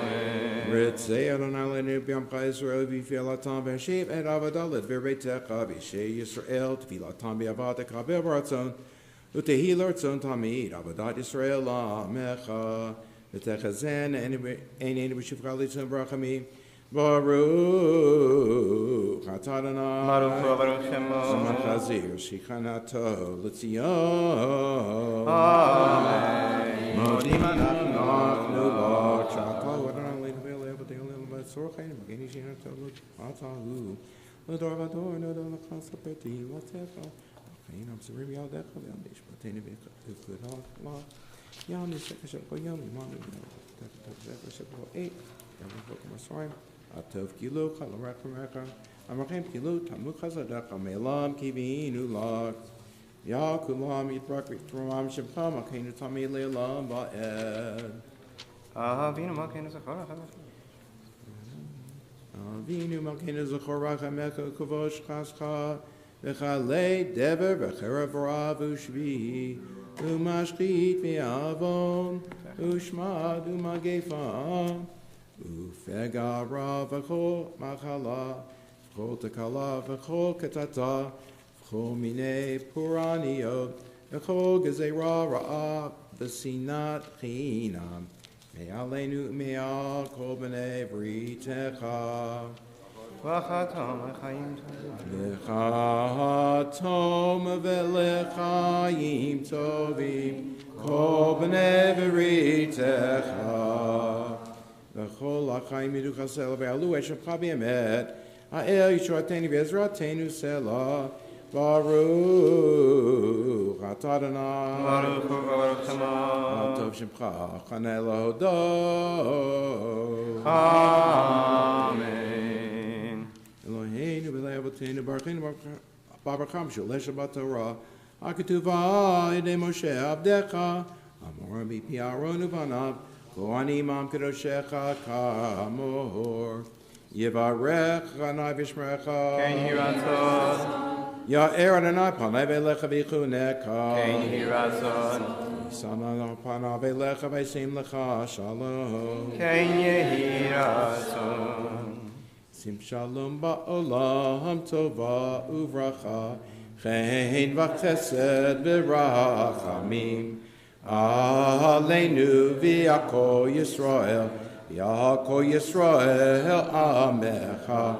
Barchenu Avinu kulanu ke'echad be'or panecha ki v'yor panecha natata lanu Adonai Eloheinu Torat chayim v'ahavat chesed u'tzedaka u'veracha v'rachamim v'chayim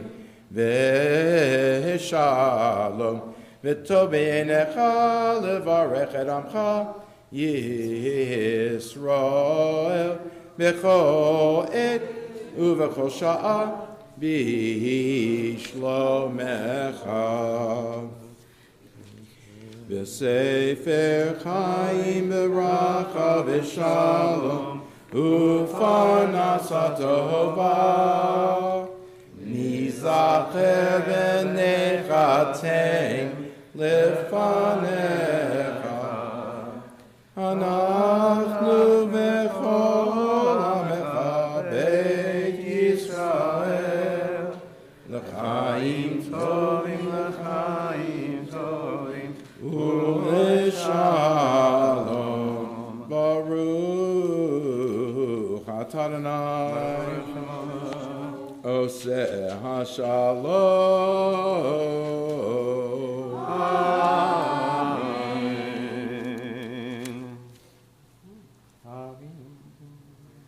Avinu Malkeinu Chatanu Lefanecha. Avinu Malkeinu Elanu Melech Ela Ata. Avinu Malkeinu Seimanu L'man Shemecha. Avinu Malkeinu Chadesh Aleinu Shana Tova. Avinu Malkeinu Batel Me'aleinu Kol Gezerot Kashot. Avinu Malkeinu Batel Machshavot Shonenu. Avinu Malkeinu Chavetz Asad Oivenu. Avinu Malkeinu Kalei Kol Tsar Mastin Me'aleinu. Avinu Malkeinu Kalei Dever V'Chaver V'Rav Ushvi Umashchit V'Avon Ushmad Mibnei Britecha. Avinu Malkeinu Salak Umachal Lechol Avanotenu. Avinu Malkeinu Mechei V'Haver B'Sha'enu Katotenu Mineged Einecha. Avinu Malkeinu Hachasirenu Bishva Shem Elefanecha. Avinu Malkeinu Shalak Rafash Le'mal Lechole Amecha. Avinu Malkeinu Zakarenu B'Zikaron Tov Lefanecha. Avinu Malkeinu Chatmeinu B'Sefer Chaim Tovim. Avinu Malkeinu Chatmeinu B'Sefer Gula V'Shua. Avinu Malkeinu Chatmeinu B'Sefer Parnasah V'Chakalah. Avinu Malkeinu Chatmeinu B'Sefer Zechuyot. Avinu Malkeinu Chatmeinu B'Sefer Slicha U'Mechila. Avinu Malkeinu Malanu Yeshua Baruch Avinu Malkeinu Charei Karen Yisrael Amech. Avinu Malkeinu Charei Karen Mishichach. Avinu Malkeinu Shema Kolenu Kus Rakem Aleinu. Kabel Rakamim Rosan Etilatin. Avinu Malkeinu Na'al Tashivenu Rekam Al Milfanech. Avinu Malkeinu Zechor Ki Afar Anachnu. Avinu Malkeinu Chamol Aleinu Bi'al Aleinu T'Kapenu. Avinu Malkeinu Asay Laman Chavim Al Shin Kachak. Avinu Malkeinu Asay Laman T'Buchim Al Mefirkudecha. Avinu Malkeinu Asay Laman Ba'ei Ba'eshim Lamayim Al Shkidushimech. Avinu Malkeinu Asay Laman Elo Lamanegu. Avinu Malkeinu Haneinu Va'aneinu. Avinu Malkeinu Haneinu Va'aneinu Ki ein banu ma'aseh.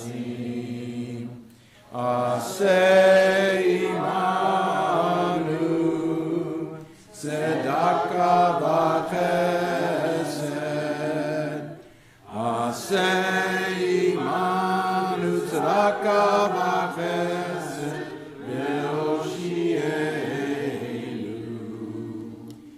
Avinu Malkeinu, Avinu Malkeinu.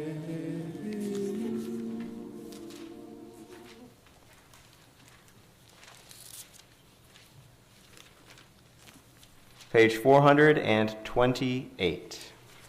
Yitkada v'yitkada shmei rabba. Amen. V'yalma divrach hirute v'yamlich malchute v'chayechon uv'yomechon uv'chayechon beit Yisrael ba'agala uv'zman kariv v'immeru. Amen. Amen. Yehi shmei rabba mevarach le'olam lamei almaya yitbarach.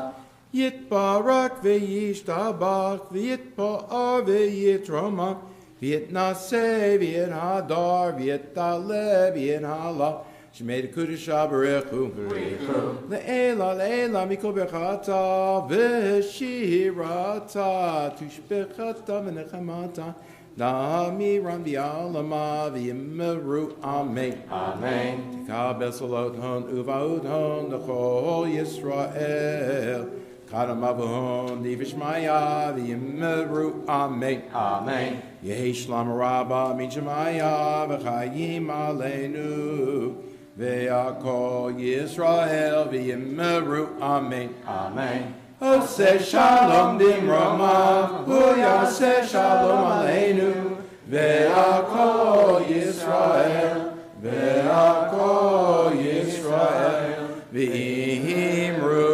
Amen.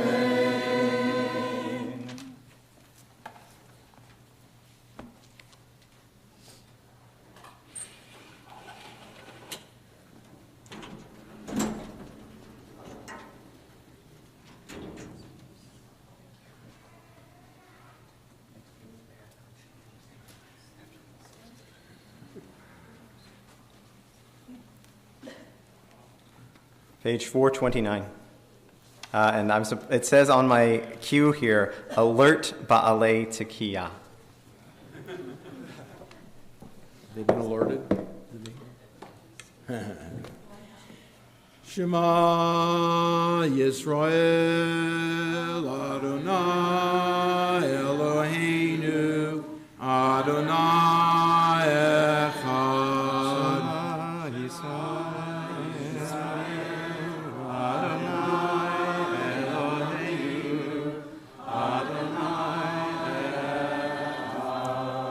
Baruch Shem Kevod Malachuto Le'olam Va'ed. Baruch Shem Malachuto Le'olam Va'ed. Baruch Shem Kevod Malachuto Le'olam Va'ed. Adonai Hu Elohim, Adonai Hu Elohim, Adonai Hu Elohim, Adonai Hu Elohim, Adonai Hu Elohim, Adonai Hu Elohim, Adonai Hu Elohim. Can somebody else call it since I'm one? Tekiah Gedolah.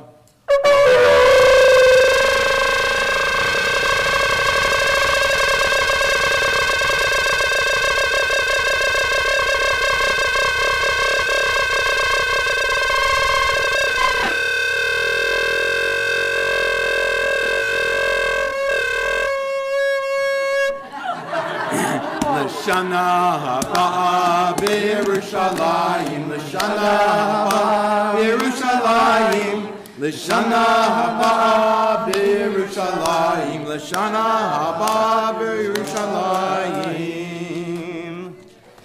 Ooh. The Largest Prayer, a poem by Alden Solovey. How small is the largest prayer? A breath, a word, a whisper. How immense is the deepest yearning, a world, a universe, an eternity. O my soul, O my longing, O my heart, O my being,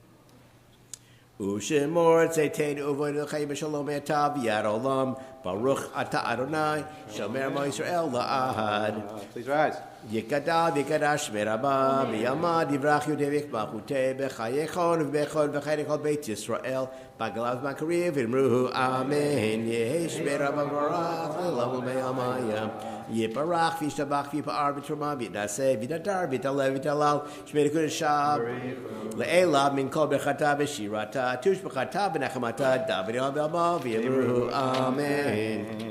Silent Amidah begins on page 450. Please note, all the weird things we did during the 10 days of repentance are now wiped away. We begin with a clean slate. Please note the, yeah, that's good. All right, you got it. Baruch.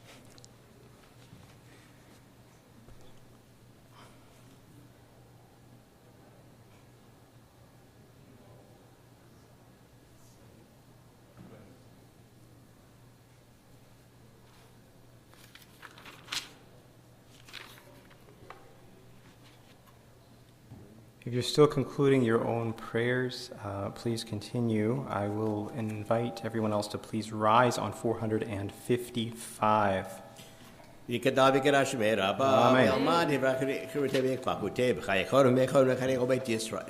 Bagalazman Kriya Imaru. Amen. Yehei Shemei Rabba Mevarach La'alam La'alamei Alamaya Yibarach. Yibarach Vishtabach Vipar Vitram Vinase Vitadar Vitalev Vitalas Made Kudisha. They love me. God Bakadavishi Rata Chibakata Vitakmata Davidom Yamavi Imaru. Amen. Tikabel Sahon Varondo Yisrael. Kadaba Vunim Shmaya Imaru. Amen. Geshlam Rabba Min Shemaya Vechayim Olivaka Yisrael Imaru. Amen. Osesh Shalom Rabbi Aseh Shalom. Aleinu Kol Yisrael v'Imeru. Amen. Aleinu l'shabeach l'Adon HaKol Latei Gedula Leotzer Breshit Shelo Asanu Kigei Haratzon Velo Samanu Kigod Adama Shelo Sam Chalkeinu Kahem V'God Aleinu Kechol Hamonam V'Anachnu Kol Livrei melech malchei amlachim HaKadosh Baruch Hu Shon Shemayim is the right Shemo Shemayim Malchim V'yadalai Oshevecha Kino B'Shemayim Yalrathein Al Kain Nekabel Lecha Anali Elohim Adon Zechot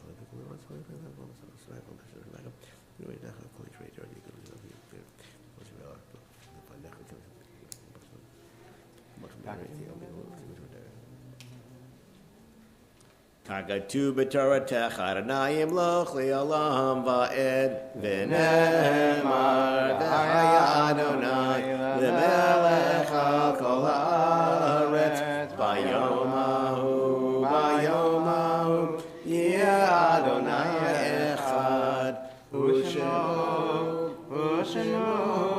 U'Shemo Echad.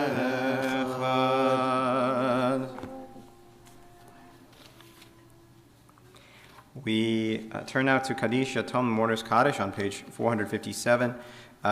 Let's see. English date is what? The 6th? Yes. It's the 5th.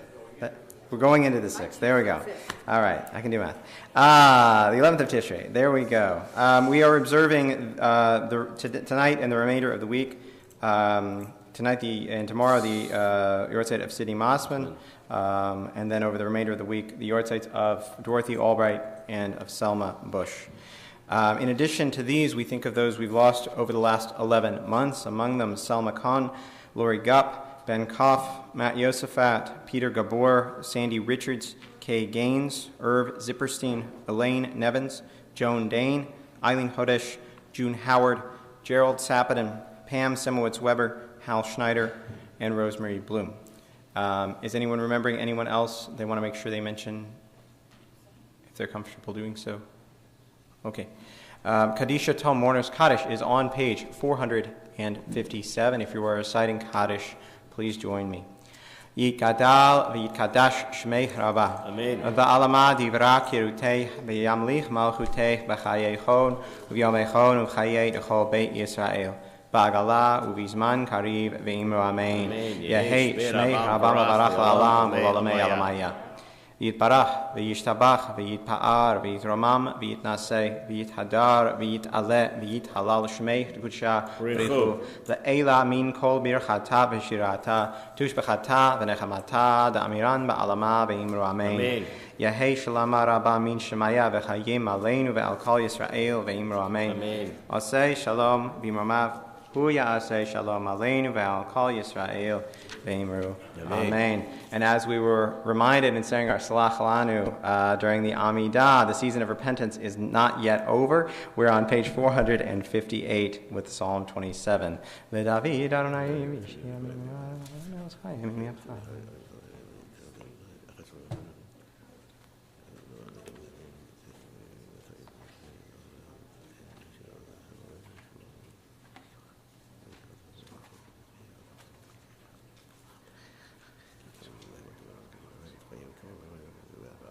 Lule amati little betuv Adonai beretz chayim kaveh Adonai chazak v'yamasibecha v'kaveh el Adonai.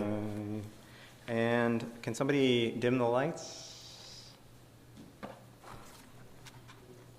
Just in the. It's very romantic. I'm gonna go up where the candle is. Anybody else want to come up? Hang on. I really needed those matches. Yeah, could you grab?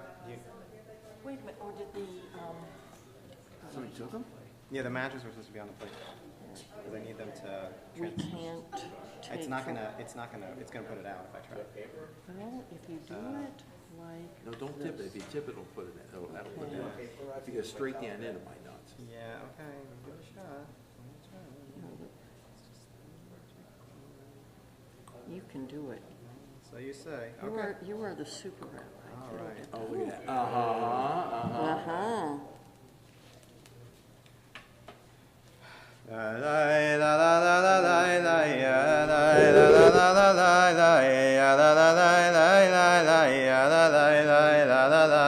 Baruch atah Adonai Eloheinu melech haolam borei peri hagafen borei peri hagafen alay la la la la la la alay la la la la la la la la la Baruch atah Adonai Eloheinu melech haolam borei morei ha'esh borei meorei ha'esh alay la la la la la alay la la la la la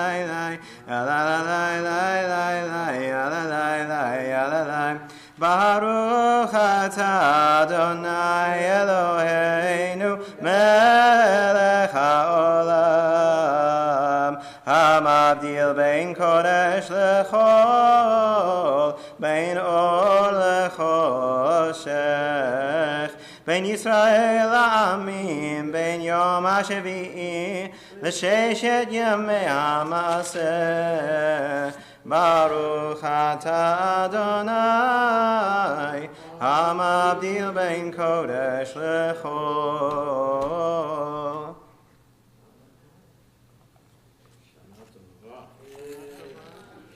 Shana Tova. And a good rest of the week. See you tomorrow morning. Let's do one more. Also, 8:30 on Friday morning, there will be a yard site minyan for Sarah Barnard. Not for Sarah Barnard, but Sarah Barnard has requested it. If you can attend Friday at 8:30 a.m., it would be most appreciative.